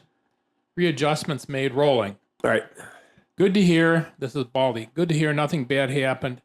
They could use a more substantial D-rings in their trailers. So you look at them and they're kind of pinched together. Yeah. Well, that's because they piled in all the C rings and they didn't have room. They didn't have room for the D rings. Yeah. Yeah. I mean, I do a lot Maybe of they ratcheted it down too hard. Again, part of my world is rigging bikes. Like part of my world is strapping shit to shit. Here's what I right? was going to say. Like with the small as monkey bikes are, Yeah. I would have got an old couch cushion and just laid them on the fucking floor and then put a ratchet strap over them. You know, Sleepy, so this year at Mid-Ohio, when we loaded in, I was like, the ultimate goal for us. So me and Jake 2.0, we loaded the trailers. Kromke's trailer, there was not one molecule of daylight in that trailer. We used it all. Yeah. And just like good Indians, we used all the buffalo. And we were running cardboard between the bikes because a lot of the bikes we're putting in there are not prom queens. Right. In fact, some of them, this is their last trip into the wild abandon, right? We salute you. You know, Like if you fail 12th grade 5 times, you don't get to go to you're prom. not coming back here. That's it. And so we did, you know, I'm not one to put a bike against another bike, but sometimes if you've got a couple of layers of cardboard, you can put a bike against another bike, get 4 or 5 bikes next to each other, a couple of tie down straps, put everything forward, because you're never going to have to experience all your bikes running to the back of the truck because your acceleration is so fierce. But you are going to experience all the bikes running to the front of the trailer because your braking is so fierce or you've just hit something, right? You can actually put a lot of bikes in a trailer before you even need to resort to a second layer, you know, a second tier. But I looked at that setup job and I was like, okay, well, they are using a lot of straps. Oh my God. A lot of straps. And a lot of straps can be good. A lot of straps can be bad. Usually, though, with a lot of straps, you know, you're dividing the load up in a lot of different directions. It's okay. So that's fine. I don't criticize other people's work until the bike is laying sideways. And then I jump right in and I'm like, you fucking Muppets. Like, what did you do? Who taught you that bungee cords were an acceptable substitute? So that's fine. Your bikes will be fine. They're durable. They're tough. I'm not worried about it. You shouldn't be. No. That shouldn't be worried. You're taking the yellow one, right? Yeah, well, I'm taking the yellow and the red one. Oh. So the red one's going to be driven by Jeff Spalding. Yeah. So Spalding is from Seattle. Yeah, Seattle. So he's coming down from Seattle. He's got a blue one. He's got the blue one right there, but it doesn't make sense for him to bring the blue one down and then ride the blue one back to Cleveland and then try to get the blue one back to you're Seattle. Absolutely right. Yeah. So I just said, well, you know, that's the power move. Yeah. Yeah, I appreciate that. That's cool. That's cool, man. That's cool. So we'll see. Yep. Okay, so in this trip, San Diego, back home, right? What do you think is going to be the biggest gotcha moment? Because San Diego to Cleveland is a long way on a 125. Yeah. So I'm flying out on Monday, and we'll get in. Baldy and I are flying out Monday, and we'll get in to San Diego about 2:30 or 3 o'clock. Right. And then we'll go from there. We're getting picked up. And GPS Kevin has rolled out the welcome mat for us, and he lives somewhere around San Diego. He does, yeah. So we're staying at his joint apparently Monday night, and then we're rather than planning the whole route out for ourselves, we're gonna use the Cannonball Monkey route that GPS Kevin has put together and has run numerous times from the West Coast back to New York City. So that's going to eliminate us guessing which roads to be on. And that's a 14-day route that Kevin designed. I think if you look up his website, I think it's 9 days. Oh, is it? Yeah. Okay. And they're yeah. The Cannonball Run is a 14-day adventure across the best passable back roads of America. Excuse me. But I think what you're doing is you're cutting off the Cleveland to New York, and that's going to save you 3 fucking days right there, 4 days right there. Yeah. Promise you. Yeah, because this is the traffic through Philly and New York would be 2 days. That is the worst last day. Yeah. And the Pennsylvania Turnpike is going to cost you $1,000. So Holy shit, you're not kidding. I dude. just did that. It's violent. When I took Nobody Dan's goes- trailer, I ended up having to pay because they sent him the fucking things. It was like $180 for fucking 3 tolls because it had a trailer on the bike. And you didn't pay for the Easy Pass. yep.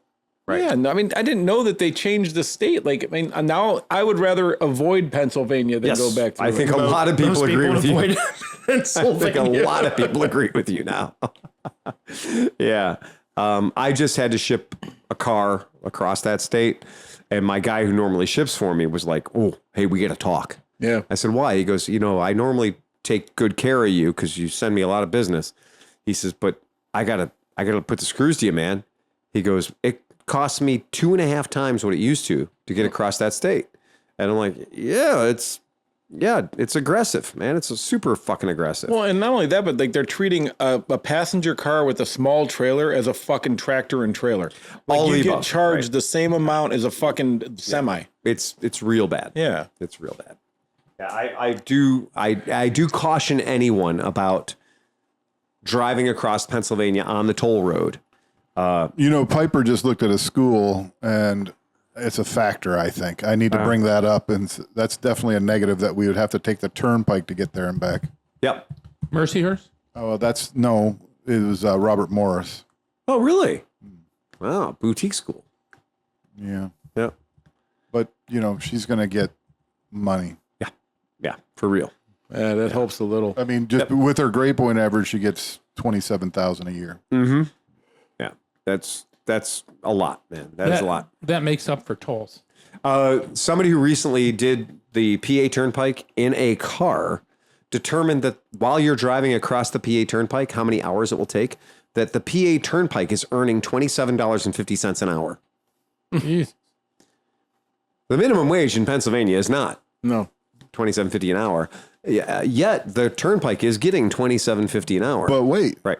you can't even pay at a toll booth anymore. No. Nope. No. They'll just take a picture of your license plate and charge you extra. Extra. Well, not only That's that, exactly right. but just as we found out with Dan's trailer, Yep. it was my car, Dan's trailer. Right. Who got the thing? Dan The one did. they could see, the plate they could see. By That's the way, fucking ridiculous. though. Perfect for you. tip from your Uncle No, Phil. well, I mean, I paid for it. Why don't you just rent a U-Haul and be like, hey, fuck you, it ain't mine. Wasn't me. An eight looks a lot like a B. Nah, U-Haul will go after that. Yeah, you're right.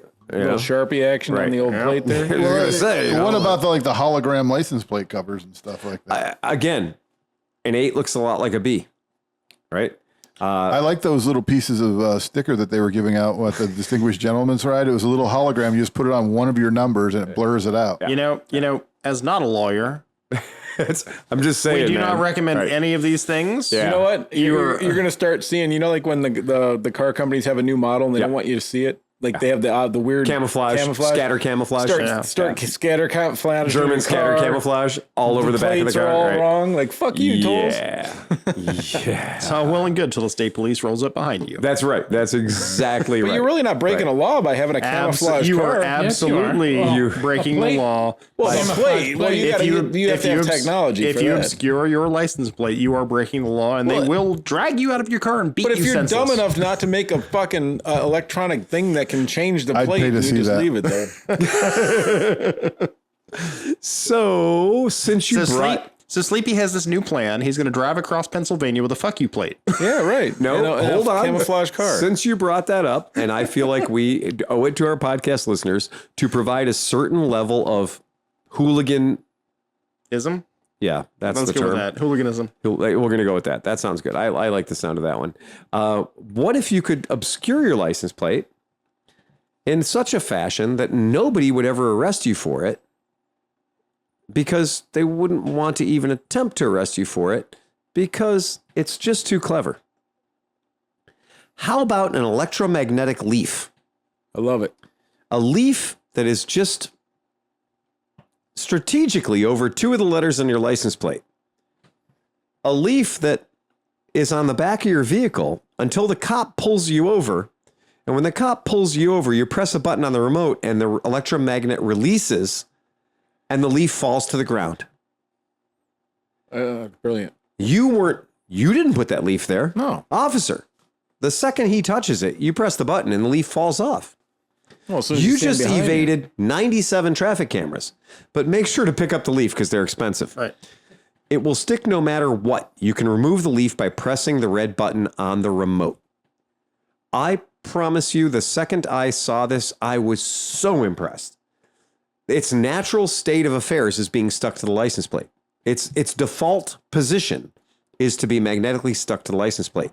It is only when you engage the red button that the leaf will, in fact, fall off of the license And plate. it looks just like a key fob for your thing, so it's not. Of course it does. Nobody would ever say anything about that. I mean, they've had a huge. I'm just reporting around this. They've had a huge problem with ghost plates in New York for this kind of bullshit. Yeah, a lot of Iowa people are finding out that their cars are getting tickets in New York City. Exactly. Right? So on the one hand, I'm like, oh, that's kind of ingenious because I hate Anything that beats a Gatso camera, in Like- my mind, is a work like of... the easiest yeah. way to solve this You're problem doing is the Lord's work, go to son. the Red Flex building in Arizona, wherever the fuck it is, and just burn it to the goddamn ground. But barring that, I recently purchased a BMW key fob that is actually a vape pen. Did you really? It's legal now, isn't it? Yeah, I know, but not to drive. So Oh, okay. it's just my key. I'm just sucking on my key. that's weird. Usually people that vape are Subaru owners. That's true. Yeah, I love the you idea of want the one of those electromagnetic No, I leaf don't. license plate cover. I got rid of it after 2 weeks after it blew up. The copy for this is great. We've all been in a situation where we need to get somewhere fast, but can't because of speeding cameras.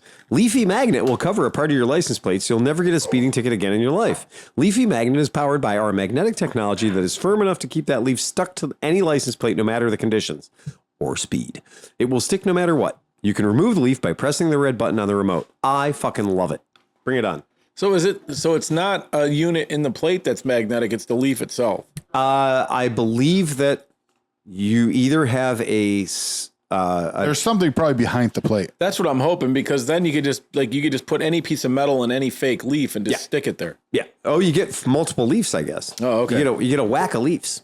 Well, that's good. Leaves. Leaves, whack of leaves. So it'll never leave you stranded. Unless it's the maple leaves, in which case those are always leaves. Yeah, I learned that. Toronto. Yeah. I mean, this yeah. idea could go. You could have a donut on the back of it just to fuck with the cops. Right. And then when they beat behind you, you drop it. And You they're get gonna 5 stop. leaves. That's Graham Beardo's got the donuts. I love he that. does. You He get does. 5 Aaron does. leaves so you can cover the whole plate. Or five pullovers. You can cover the whole plate. How funny is it? The cop pulls you over, and as he's walking up to your car, you press the button, and 5 leaves fall off your license plate. You got to have one for each. So there is a hockey puck. You have to have seasons, though. Yeah. You have to have like a green one for like midsummer. Right. But like this time of year, you might want to get like a. Autumn colored one. Yeah. Get a slightly Also, brown probably one. make sure that species is in your area. Oh, not a bad idea. You have like a Can you pick different? Yeah, a Guatemalan banana leaf. On the You'd have a big pot leaf on there. Probably, yeah. That might just be on my car naturally. It's Yeah. harvest season, man. And the point is, here in our country, for people who listen abroad, we do still have police officers that will engage. I got engaged today by a cop with a laser device.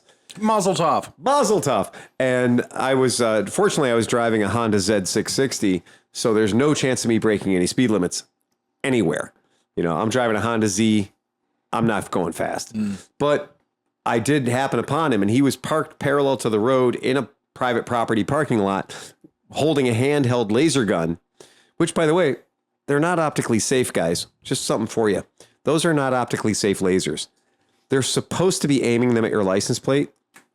But have you ever tried to hold a target on a moving object?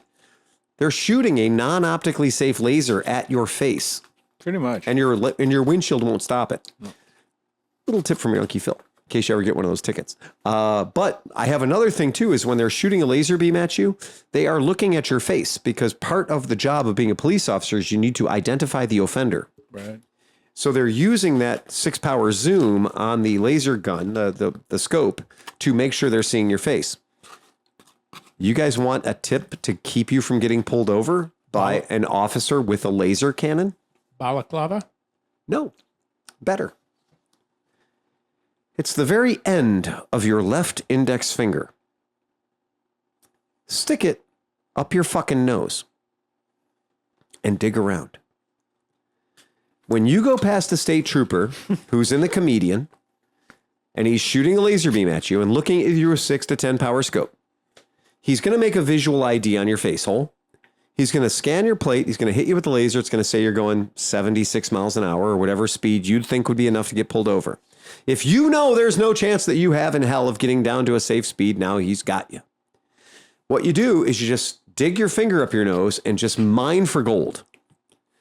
Because nobody wants to have the driver's license handed to them by you nasty fucker. We have all been through COVID. We all are a little germophobic. Cops especially. During COVID, you could go 130 miles an hour in Cleveland and not get pulled over. We all did for about 2 years. If you have your finger up your nose when you go past a cop and you're just digging away, minding your own business, he will not pull out. And nor should you. Have that elbow high, be digging up in there, because he knows when he pulls you over, you're going to hand him your license with that finger. And he's going to take your license. And he doesn't want to, because it's got boogers all over it. And from the time we were 4 years old, we've been averse to boogers. And cooties too. So if you can put cooties on there, that's extra special. But I promise you, I have done this in the past 2 weeks. When you see the cop, go straight for your nose. Go straight for your nose and just go for it. And then just reduce your speed slightly as you're going past. So he proved his point. He made you slow down. You're not flipping him off as you go by, accelerating or maintaining the illegal speed. But the point is, he doesn't want to engage with you at all. Not even a little bit. It's pretty solid. It works. I had me and Mark had a run-in with the police this weekend. It was kind of funny because I was wondering when that was going to happen. Well, this was actually, it's completely hilarious. So we were like literally felony speeding 5 minutes before this out in the middle of nowhere. Yeah. And then, but you know, when we go to towns or like if we're on a straight section of road, we just do the speed limit. Like right. we just, cause like that's boring. Like we're gonna, I don't want to, whatever. Yeah. So like we had just done this part of 250 and we're going to go into West Virginia now. And so we cross over to the border. Now we're in West Virginia and we're going, it's 250 becomes this boring ass highway for a while. And then when you get down through Wheeling, then it becomes 250 again and it's fun as shit. Yeah. So we were on the highway part and like, I'm talking like left hand on the tank, right hand just kind of holding it, like just you know, 57 miles an hour or whatever. And all of a sudden I see this cop car with lights on behind us. And I'm like, what the fuck? I'm like, well, obviously he's coming for somebody. I'm just going to move over. Right. So I move over a lane and he pulls right behind me. Oh, yeah, like, he does. what the fuck? Yeah. So we pull over and for some reason Mark pulls over, but you know, he probably didn't have to because I was already pulled over. Right. Yeah. So I was running the camera. So I have all this on camera. So the cop comes up and he's like, I'm glad you guys pulled over. I thought you were going to run. We're like, and you know, we got our helmets. We take them off, and then now he sees that I'm we're an like old man. I don't run. fucking year old guys, right? Yeah. Right. So he's like, blah blah blah, and I just go, hey, maybe you should have a gray beard on the outside of your helmet. that's yeah, right. So I was kind of like, I go, officer, not to be funny, but I'm like, what did we do? Right. And he goes, you were passing cars, speeding, all this. I'm like, we were. I go, my hand was like on the gas tank. We were doing 58. He goes, exactly. I'm like, excuse me, it was a 55 mile an hour road. Okay. And I'm like, what the fuck? Right. He said, this is a high traffic area. So a few weeks ago, we instituted, this area is 45 now, from that area to here. And I said, excuse me? And so he tells us that you can, if you look, the thing that has the 150 signs where it's like no littering, something park, food coming up, whatever. Emergency 45 was in that mix of all the stuff. but it was only for literally a half a mile. We use the term selective enforcement zone for that. Yeah, that would pretty much be it. So like after talking to him for a minute, he was like, well, I mean, it's for your safety. And as long as you guys understand that it's here now, since you're from Ohio. Even though this is a state route and it's federally mandated 50 miles an hour. I believe this we've is done also- a temporary speed restriction. Right. But here's the best part. So after he sees our insurance and all this, Yeah, I was going to say after he's run you through the system. well, that's when he comes back and he goes, so guys, he goes, between the two of you, you have 125 violations like in the past. And I was like, I go, but that was like 20 years ago. He goes, well, yeah, there's not a lot now. He goes, yeah, we can see them all. When dispatch calls back, dispatch doesn't say, it's a line for line, right? Right. So he's looking at his screen. It used to be we actually got to talk to pretty girls. Right. Right. So it used to be we'd actually talk to dispatchers. And that would made the job a lot more fun. But now it's all coming through a laptop. Right. It used to be the pretty girl in the station would call you back and she'd go,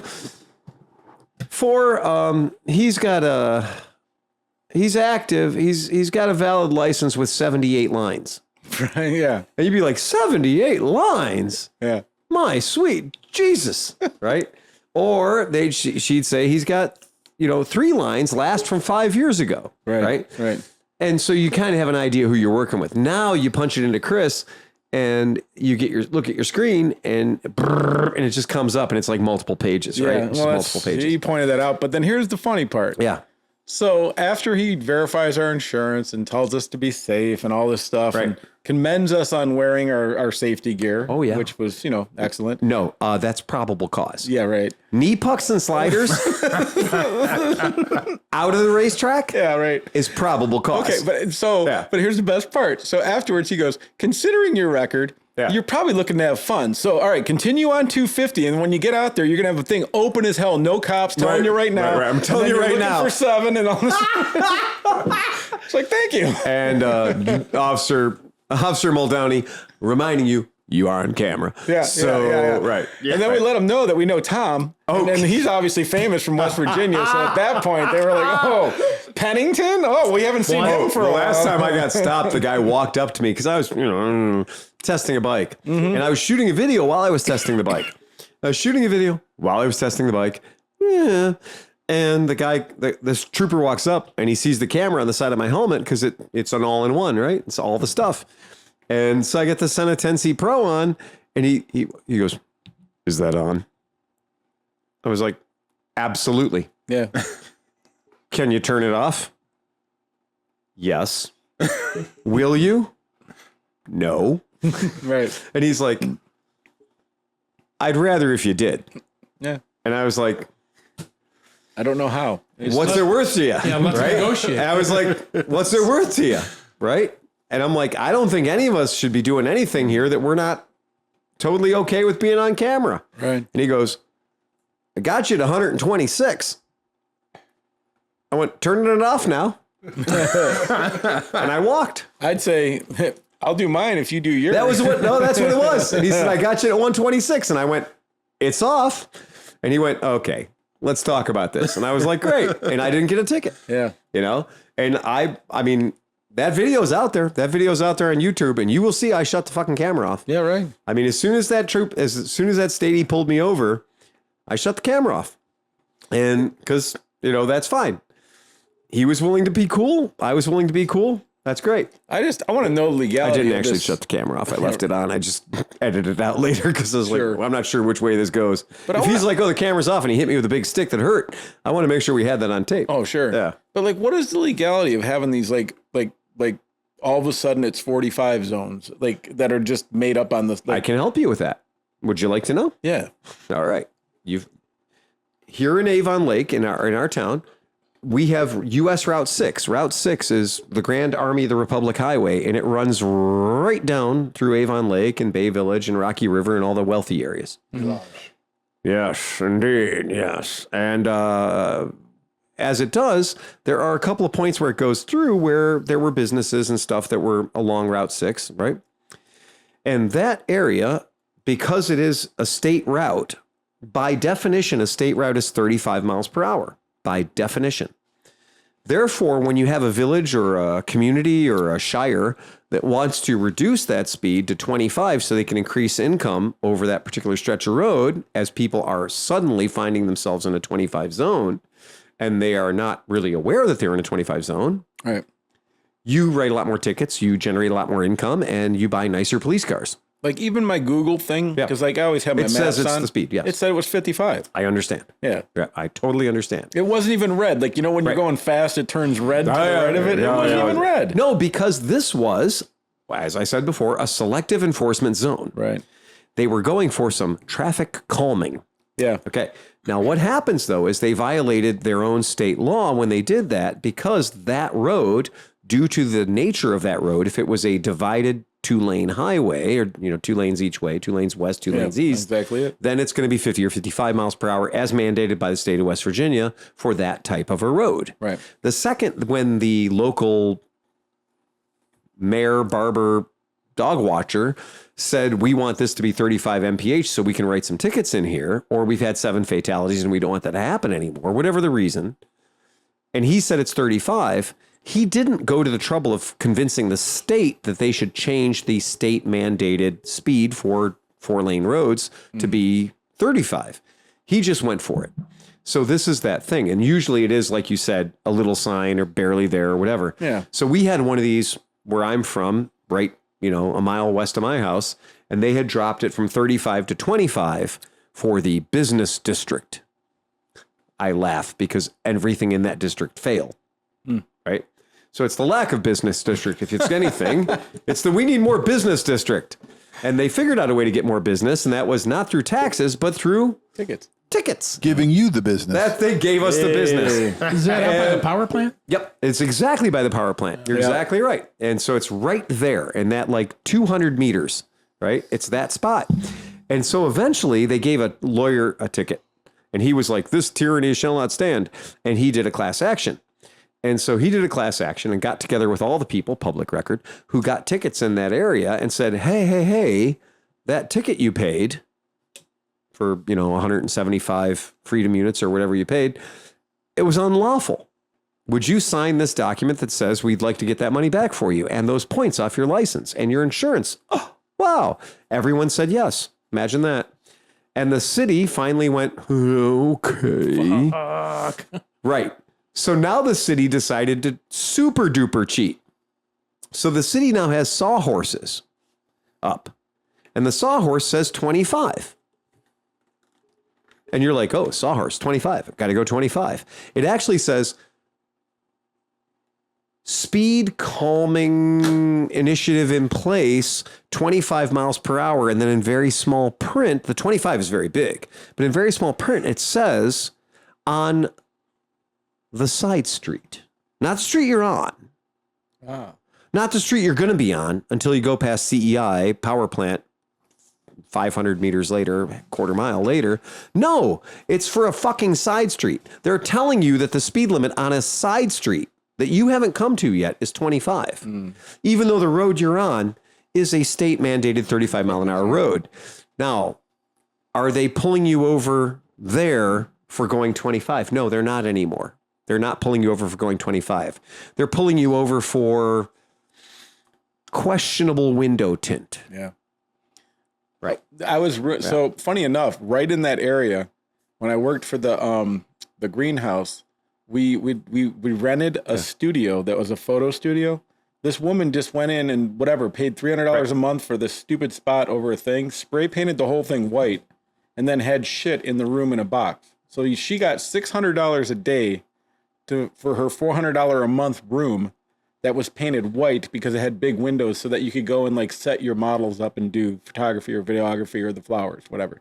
So, but when we were there, I had to stop shooting several times because of the fire or the police siren. activity. Yeah, right. Outside. Yeah.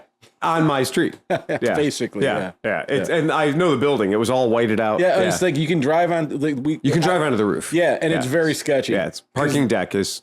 And it was built in like 1946 lowest bidder. and made out of quick That's where my barber is. Yeah, exactly. Yeah.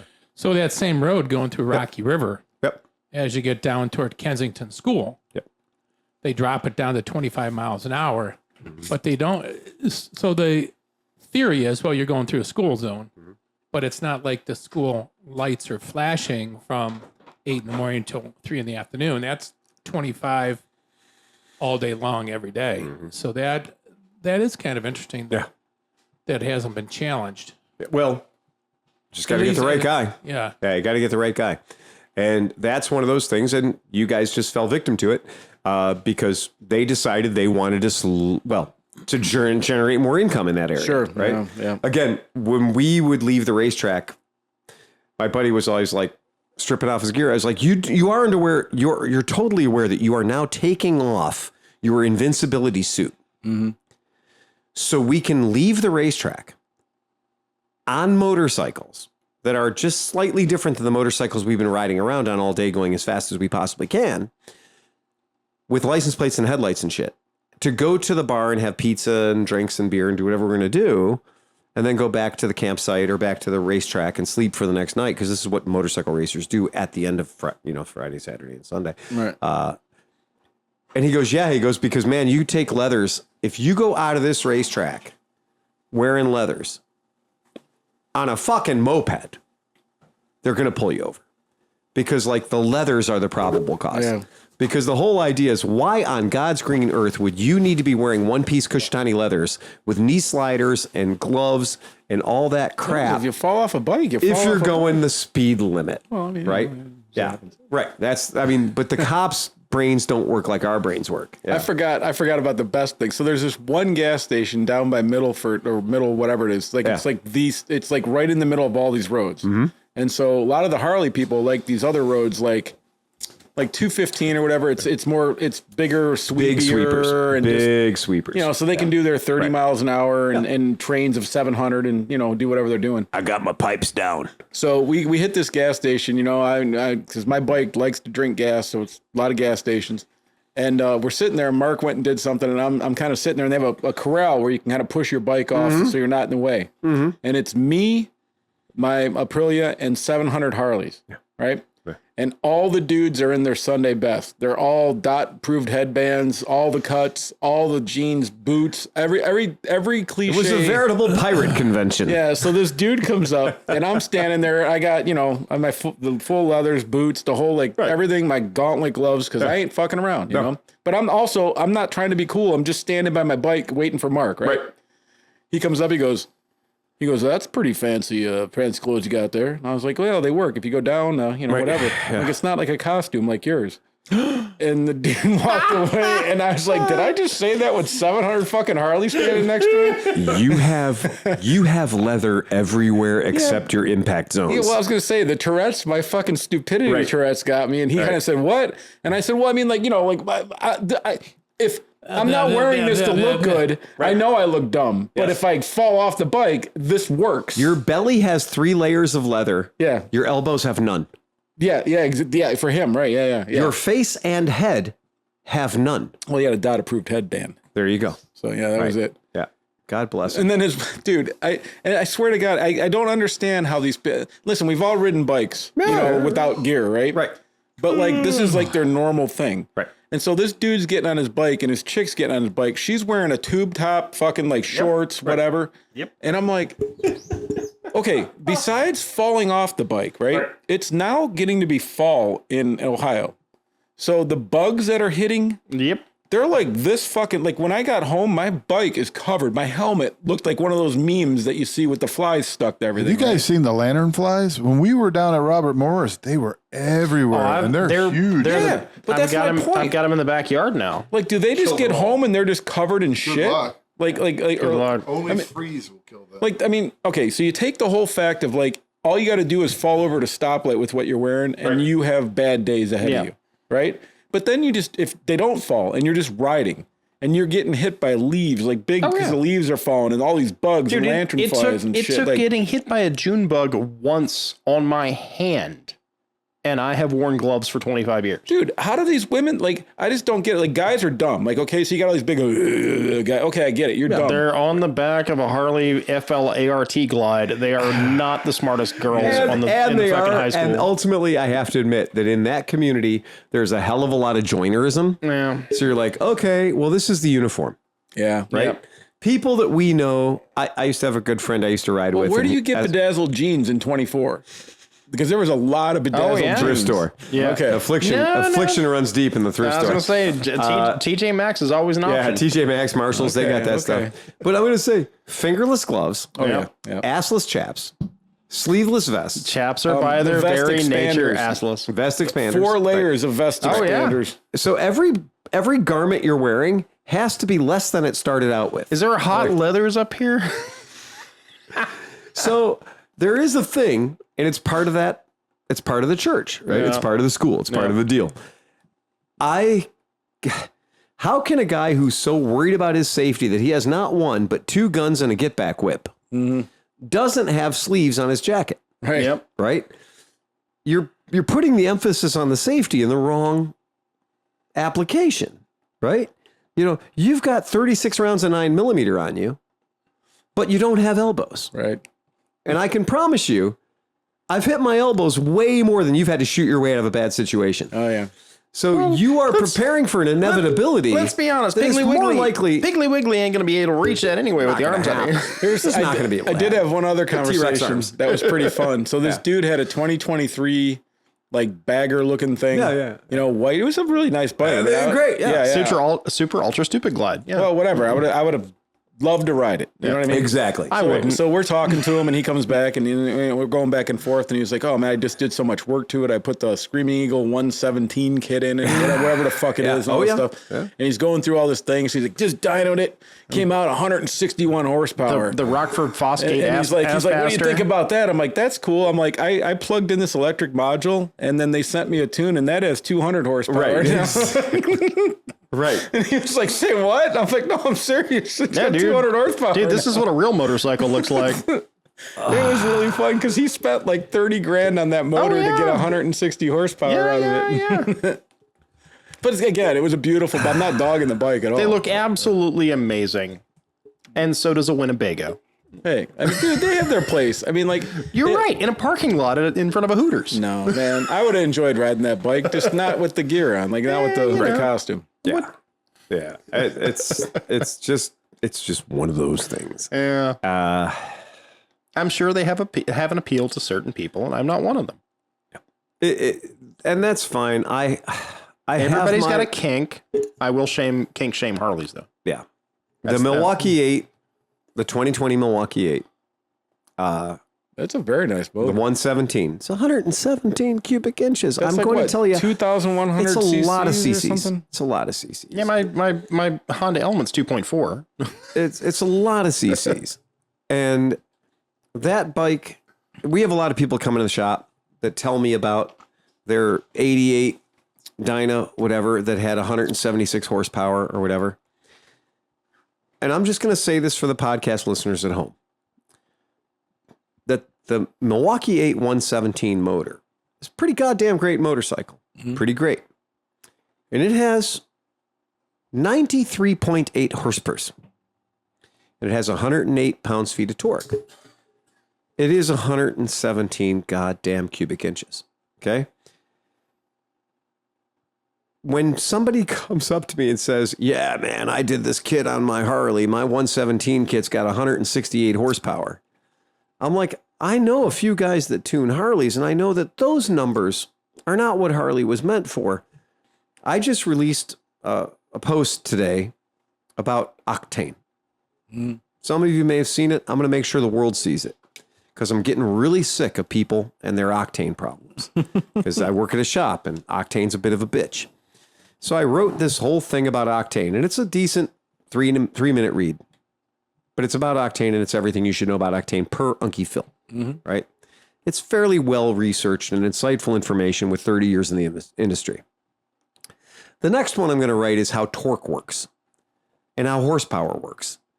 Because they are mathematic fucking principles, people. They're not fairy dust numbers that come out of your asshole when you buy a cylinder kit. I don't care if the guy that made your cylinder kit and sold it to you said this is a 200 horsepower kit.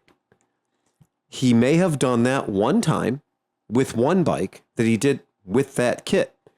It doesn't mean that your bike now has 200 horsepower. Or it means that his one that made 200 horsepower lasted to the end of the dyno 7 run. seconds. Yeah. Right. What I assure you is the kit that you bought and somebody else installed on your 1998 Mooglide did not give you 196 Hearse. No. It did not. And I know that you say that to yourself to make yourself feel better, but it didn't. And I'm going to also tell you a sad fact about torque and horsepower. If you tell me the horsepower number of your motorcycle, and I suspect that you may be 100% full of shit, I'm going to ask you about the torque number. And then I'm going to ask you a question about at how many RPM. Right. Because if you've done a run, even at Quaker Steak and Lube's Dixie Dyno for $50, take a run until you blow your motor up, you will know something about torque and horsepower. But if you don't know the answer, I'm going to know you're 100% full of shit. Right. Because I don't care what your torque number is. And I don't care what your horsepower number is. But I know they're the same at fucking 5,252 RPMs. Because that is the fucking formula that was invented to discern horsepower from torque and torque from horsepower. It is just math, my friends. That's all it is. You get one number from the other. It is like 3 points on a map. You give me triangulation. You give me 2 points, I'll show you the third. Dude, and you get around people that know that. Like I was at that guy from the SEMA garage that wrote the books on tuning. Mm-hmm. Like he is the guy that wrote 4 books now on fucking tuning and like everything to do with that. When you see the knowledge that these dudes have, he was going through 20 to 30 different tables in the dyno room. And he'd be flipping through these tables like nothing. Yep. And so they were trying different injectors with this LS. And he could tell that this other injector, to get from 0 to open to full flow, took it like 250,000th of a second. But the other injectors took 150,000th of a second to get to full flow. So he had to tell the motor and the ECU that difference so that it could be zeroed out so that it knew to measure the flow after the thing was fully open. Like that's how detailed real tune. It's like, I'm sure Barney at fucking like Harley Dogs and us are probably not that detailed, you know, and like the tuning things and stuff. Here's what I can tell you. The universal standard for all of this, 100%, the industry standard for all of this is called DynoJet. Mm-hmm. And everything that isn't DynoJet is based on DynoJet. If you have something that's not a DynoJet, it's based on DynoJet. Mm-hmm. It's very simple. Even if you got an old eddy brake, if you got an old dyno, if you've got some garbage from the 50s or 60s, it's okay. If you have an old EPA unit that used to test the fucking cars on the rollers and you got it cheap on Gov Deals, it's still the same thing. But I'm going to promise you, if I'm looking at your chart, right, and you're running a clean chart, it's going to tell me these numbers and I'm going to know what they are. And it's very, very simple. It's a mathematical principle. Mm-hmm. When somebody says, oh yeah, man, I made 108 torques and I made 93 horsepower. Cool. Yeah, I got that. I totally got that. I can tell you where the numbers crossed. We know the way it works. Super easy. Not even a challenge. When somebody tells me I've got 190 horsepower and 210 torque. Well, I want to know how many RPM you were turning when that happened. Right. That makes sense. You may be in excess of the mechanical capacity of that motorcycle. So that's what we call theoretical torque and theoretical horsepower. Right. And theoretical horsepower is where Santa Claus, the unicorn, and the Easter Bunny all meet in the intersection. Right. It just doesn't work, man. And I've been hearing this shit from people for fucking 30 years of my life, where guys come in and they have fingernails that are clean. Well, that's the thing. Most of these guys, exactly like you said, they're paying people to build their motors. And they're, so I'm sure they're, you know, if they're you're writing giving, checks. well, that's what I'm saying. You're giving a guy 10 grand to make your motor faster and back. I bet you he comes back with some exaggerated numbers. Hey, Sleepy. Yeah. How much does assholes pay to fuck up their Porsche? Right. Oh, yeah. I mean, that's That's the your thing. answer. Yeah. Dude, that is insane. Did you see that thing I posted today? That RWB guy. He's like, I mean, listen, I'm not blaming him. If he can take rich guys' money and sucker them to have them do all that stuff, good for him. I just think it's funny that you have photographic evidence of how you ripped somebody off and get likes for it. Oh, yeah. Like that's my thing is when dude. when you're filming your work and you're getting, 800,000 views on YouTube, and meanwhile in those views I am watching you commit a felony. Right. Like dude, yeah. the body kits, whatever. I mean, they, they're a certain person's taste, and the kits seem decently made, whatever. Right. The dude's taking a hacksaw to the fucking metal part of the Porsche. They're not sealing it. They're not weather stripping it. Structural part of the car. Yeah, just a part of the car that actually gives it its rigidity. Yeah. And then replacing it with glue stick. Well, that was the other thing. When he laid down your $12,000 body kit, right? That's before installation. Glued on chicken wire. That was the best. Chicken wire with hot glue, and then he painted the chicken wire inside the thing so it didn't get on the carpeting of where he was working. Yeah. And then he beat it with a hammer to make it fit. The Russians used to have structural newspaper in their Bondo, right? Structural newspaper and layered in with the Bondo. You're like, oh, it's very good. It's good. The last many years is fine. That's fine in a $73 Trabant. Right. But it's not so bueno in a Porsche. No. By the definition of the car, we're thinking we're probably going to be driving this in a spirited fashion. And so like it's a wide body kit. Yeah. And so I was like, wow, I wonder how he's going to support the back of the wide body kit.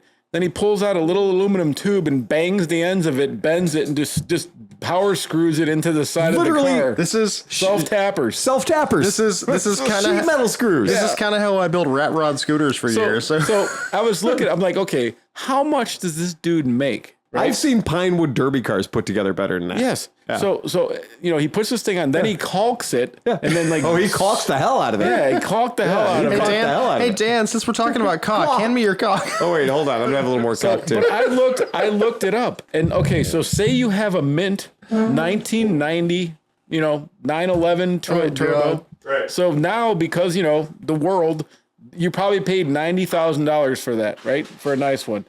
He charges almost $100,000 to do his debauchery to your car. You have to put him up. You have to put him up in a hotel. He wants a leather chair in the room, and he has to be able to smoke. And then he just brings like 5 little tools and does everything right there. Yep. It's insane, dude. He has to have only green M&Ms in the bucket. Yeah. Not for nothing, but there's a whole lot of people out there that have a whole lot of followers. Our friend Kevin Moore. Yeah. Did a car on one of these car builder shows, right? And it was one of those, what are they, fast and cash and assholes and elbows, whatever, grease monkey, whatever the fuck it was. Right. But somebody came in and they're like, we're going to take your daughter's Ford Maverick and we're going to turn it into a Shelby Maverick, And the problem is, Kevin and Kevin's they know cars. I think he said he's never owned a car newer than 1965. That's true. In his whole entire his winter life. car is a goddamn Econoline. Yeah. Right. Mid Ford. Now, they do the build on this car, and Kevin's there. It's his daughter's car. And Kevin's there, and they bring in this group of fuckknuckles and a head fuckknuckle, and they're going to run the job. And they're all trying to do this, we understand. My friends, this is TV. And if you think reality TV is, it's not, so shut up. If you're watching any reality TV, I feel bad for you because you're just in the middle of a fucking cyclone of fucking it's just ridiculous. So when they were done, I went over there because we were having the rap party and the whole deal. And the car's sitting there. And when they say a car's a good 20-footer?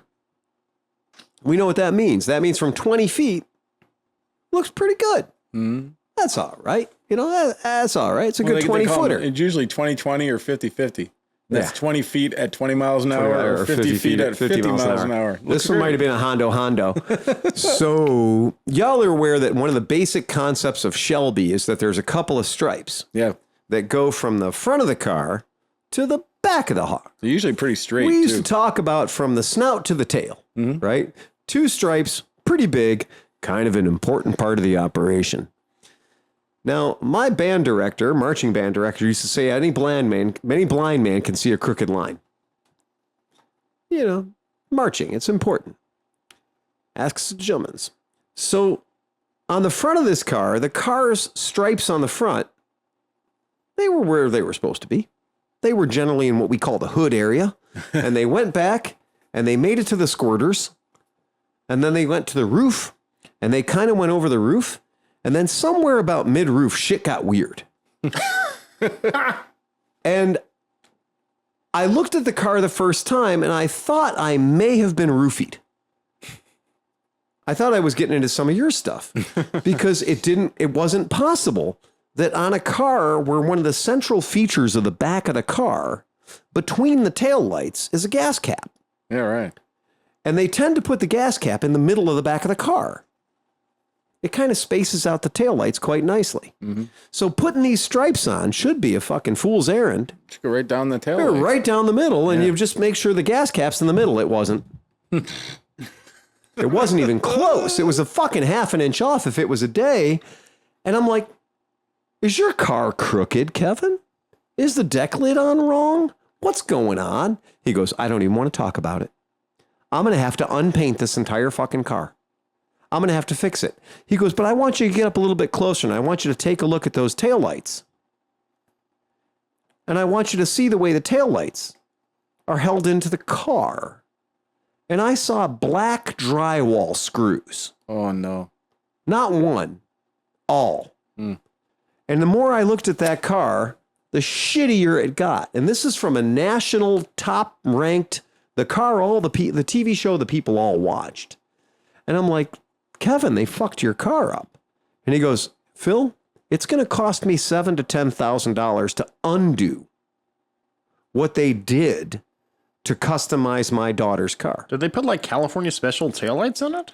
Or was it Maverick taillight? Because the Shelby's use the California sequential special California special sequentials. Right. Did they put those in it? Yeah, they did. Yep. And you know how they stuck them to the car? Oh, apparently with self-tapping screws. With no. Self-tapping screws would have been an Indian thing to do. Oh, God. I mean, dot, not feather. What they did was drywall screws. Oh, God. Into the body. And it's not like you can find those on any freaking tree on the street corner. No, right into the body. The amount of devastation, the amount of carnage that they did to what was just a 71 Maverick. Had clean. Nothing special. No. But perfectly goddamn straight. Yeah. And it was Carroll Shelby blue. It was the right color. His daughter's name is Shelby. They painted it gray with dark gray stripe. It was a fucking abomination. So these car shows, these people that do that, it's for the likes. That dude that Tom got into that passed away recently, that Rabbit dude. Oh, yeah, Rabbit. He had whatever TV show he had, something rescue, I don't know, whatever. Yeah. Like they showed some of the cars that they built. Like they were like, all right, we got this car for $6,000. We're getting budget of $10,000 for the parts and stuff. And then I got a buyer lined up. He'll buy it for $100,000, right? They started showing these cars, like, because just like you're saying on the TV show, everything was like 25 feet away, shiny in the sun and everything. So then the guy who bought the one car was like, let's take a look at this fine automobile that I spent $100,000 on. And then he started taking the pictures like down the side of the car, and the orange peel was like 2 millimeters deep.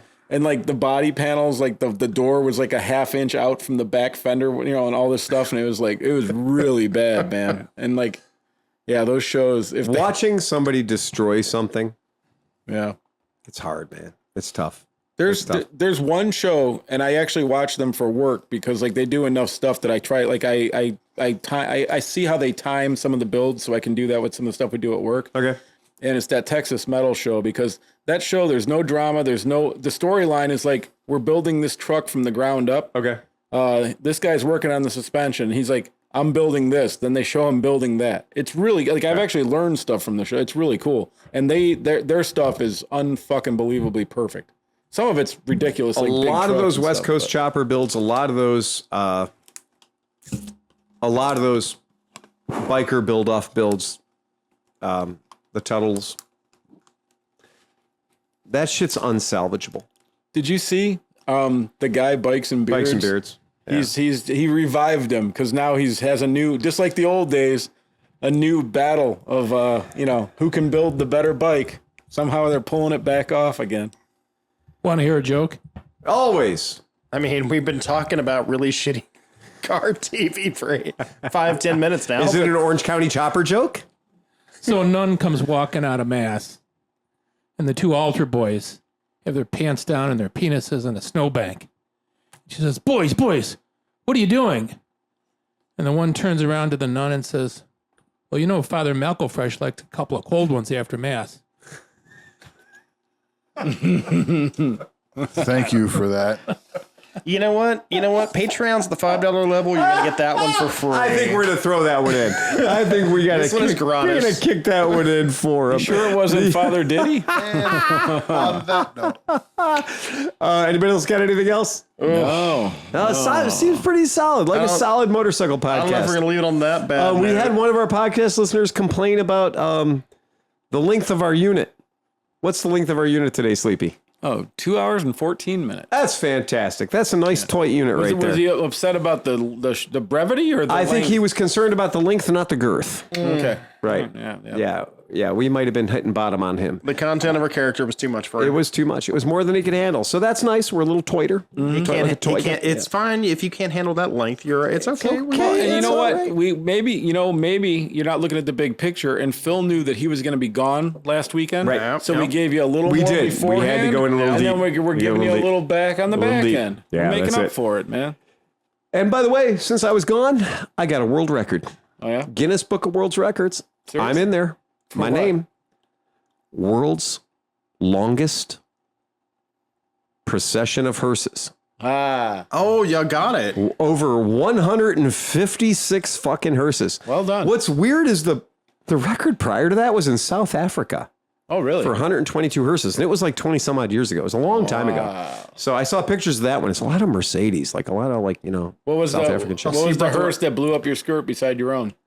I did like my hearse a lot. I gotta say, I'm coming in solid on the mid '60s Cadillac hearses with the stacked headlights. Yeah. I love a nice angular caddy, Yeah, that's and a I good think that for me, Those Fleetwoods, man. the two headlights stacked on top of each other for me as a kid That growing is the up. quintessential like early 70s New York based It's a hard-boiled sled. cop shows. Did anybody have like spectacular accoutrements that went with their... Yeah, man, a lot of people did. It's a hearse thing, so there's a lot of creativity there. There's a whole lot of... This is dark, scary Etsy, like all of it. They're 200 Instead hearses. of live, laugh, love, it's like death. Oh, it is die, fucking fall. straight up. Yeah, it is. It is the Wednesday Adams Appreciation Society. There were 200 hearses and over 200 vendors of creepy shit. Dude, I usually not hate, but I'm just kind of over the slutty whatever costumes. But the slutty Wednesday Adams, I've seen a few of those getting lined up. I'm like, My okay. whole world on Sunday. I promise you that. That ain't too Wednesday bad right Adams. there. Wednesday hit the hearse community right in the bread basket. Well, let me just Right where clarify they that live. we're talking like over 18 people playing Wednesday. Yeah. I mean, I thought that was just to make sure. She's like 70 by now. Yeah, We're not worried about right, that. right. But what I have to say about the hearse community is the hearse community is that thing where like it is about death. It is about transporting death. It is about the creepiest cars in the goddamn world, right?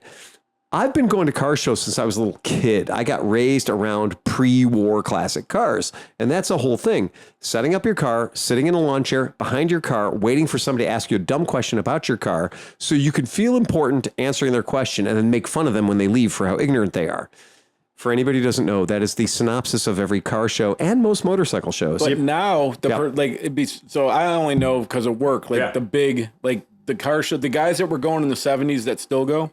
And now they've taken it so the things that you were just talking about, the lawn chairs and things, now if you have the period correct lawn Oh, chairs, it's tailgating and to the. Oh, those stupid it's piece of shit then plastic it and all aluminum goes ones. together. Oh, and it all has to go the together. cooler has to be period correct. Yes. And then the glass, they have radiation glass and stuff that they're drinking uranium out of. glass, Yeah, yeah. all that shit. Well, You that's need to have the attire. Your attire has to be period correct for your Yeah, car. yeah. You know, yeah, they've made it less fun. all the lead poisoning. Yeah, this is fine. Yeah. But now on your hand, you're like, let's bring out the scary shit. Meanwhile, the Hearse people are just getting so much fun with it. They are Yeah. having a blast. And it is like some guys will go into the originality. Now, people on this podcast, This body is only 2 weeks old. I'm going to promise you. Oh, there were a lot of stiffs. One, just go for the vanity plates. Last responder, like the vanity plates alone are just brilliant. Yeah. Such a high level of creativity there. Our buddy AD's in a band called Last Responders. I had to give him a little shout out. Yep. But here's the trick. You don't have to be a car guy to know that a 57 Chevy is an important car. Yeah.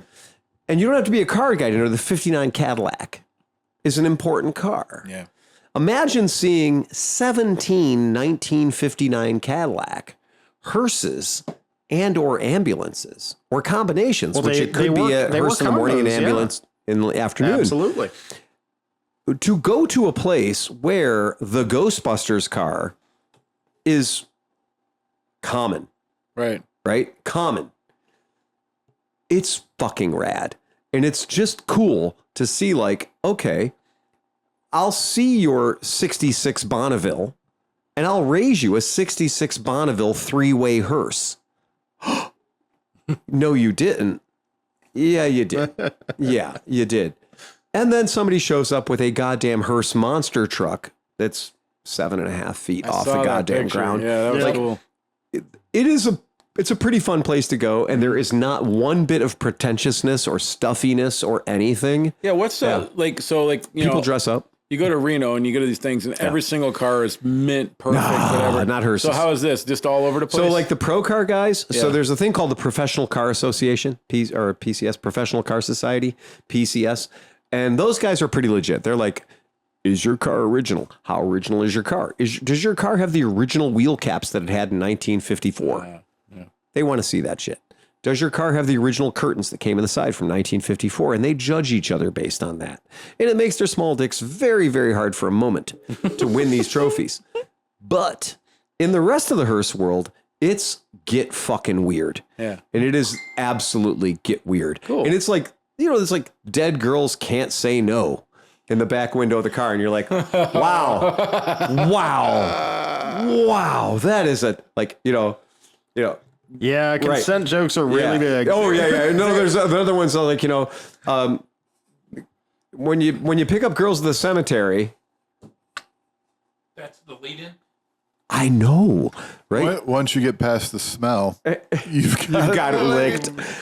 Yeah, There's no romance like necromancy. necromancy. That's another one. That was on the back window of a fucking Ford Crown Vic Hearse this weekend. I saw a little cartoon that I thought you could print out and put in your Hearse. Yeah. It's this little dude and they show him partying. Yeah. And then the next thing is like him with these other people, and then they show him sitting there with these two girls in bed. Oh, yeah. He's not really in bed, he's just laying there. And then they cut to a He's guy. having a good night. Then the guy next to him looks like he's drunk and he's got penises. Oh, yeah. He's having a good night. Then the next panel is him putting him back in the fucking. Back in the coolers. Because I'll tell you, weird shit happens at the morgue. Yeah. Lonely guys always work at the morgue. Oh, that's right? so gross. Oh, it's disgusting. But in this particular thing, I had 7 or 8 people come up that don't just talk the talk. They might not. They're like, oh yeah, I got a Hearse over there. That's great. I had 7 people come up to me that were legit straight up embalmers. Like they worked in that industry. Wow. So there is crossover, right? It's pretty cool. Well, It's fun. if you ever, what was the old, you told me once upon a time the best way to find old Shriner scooters was to become a Shriner. Absolutely. So what's the best way to find an old Hearse? Exactly. Go to work at a funeral home. Oh, straight up. Yeah. And there are some guys that showed up at these events that just deal in old Hearses. So like, and I'm not talking about like old from the 50s and 60s. I'm talking about like that old 2008 model's got to go. Oh, yeah. What's the thing is... And so they'll show up with like a 2008 Cadillac hearse that's got 31,000 miles on it only smells lightly of formaldehyde, and it's ready for its next owner, whether that be a funeral home that's on a budget or some creepy dude who wants to put a casket full of beers in the back. Yeah. It's what it is. But You try finding a 20-year-old station wagon for that cheap. exactly. I would promise you, I had the shortest hearse there. I seriously, I had itty bitty wiener syndrome. I showed up with a Volvo that was 6 feet shorter than any other hearse in the house. But right? if you think about it for a minute, like hearses have to be maintained. Can you imagine Yeah. the embarrassment of fucking like stalling on the way to a funeral? Excellent maintenance. Excellent maintenance. There's a reason why the Cadillac North Stars are so damn cheap. Yeah. Whoa, yeah. You're like, I saw a hearse on Facebook Marketplace and it was only $3,200. Karnak says Cadillac North Star. Right. It is in the hearse community, but he's like, oh, adorable. You got your first hearse and it's a caddy from the 90s. Well, I guess we'll see you on a flatbed on the way home, right? There is that thing where like even hearse people know to avoid certain things. But what I have to say is the camaraderie. Everybody there, Black Widows Hearse Club out of Toronto, Ontario, they all came down. They all showed up. They all drove down. So was this it's like to get the Guinness record? Like this was like in the hearse community. This was like a big hubbub. Oh yeah, fuck yeah! This is a deal. People came from Florida. When did the buzz start? Like 8-9 months ago. Yeah. Like well, okay. Even the local funeral home got in on this. They did actually. Yeah, see, they did. And what I will promise you is this collection, this event has been going on for 25 years. And the event used to take place in Hell, Michigan, right? We're going to Hell to look at the hearses. Yeah. Hell, Michigan. But Hell, Michigan is like an intersection. It's tiny. Yeah. And so there was no more room in Hell. Perfect. That's what happened. That's we had to move to the Fowler County Fairgrounds because there were goddamn too many hearses. We shut down Hell. Hell was afraid we'd take over. And we did move somewhere else. And it's fun. It's just a guy. And every year I take different people. So like first year I went, fine. Second year I took Merritt and Oscar and Renee. And Oscar just was like, Oscar instantly was like, I'm getting a hearse tomorrow. This is rad. I've never seen this many goth chicks in one place. They were all like, yeah, game on. It was amazing. And you have like places to go. Yeah, right. And we did. And then this year I took Colleen because Colleen never misses an opportunity to dress up for an event. And this is a great opportunity to dress up for an event. Are there hearse rocking throughout the weekend? You can tell.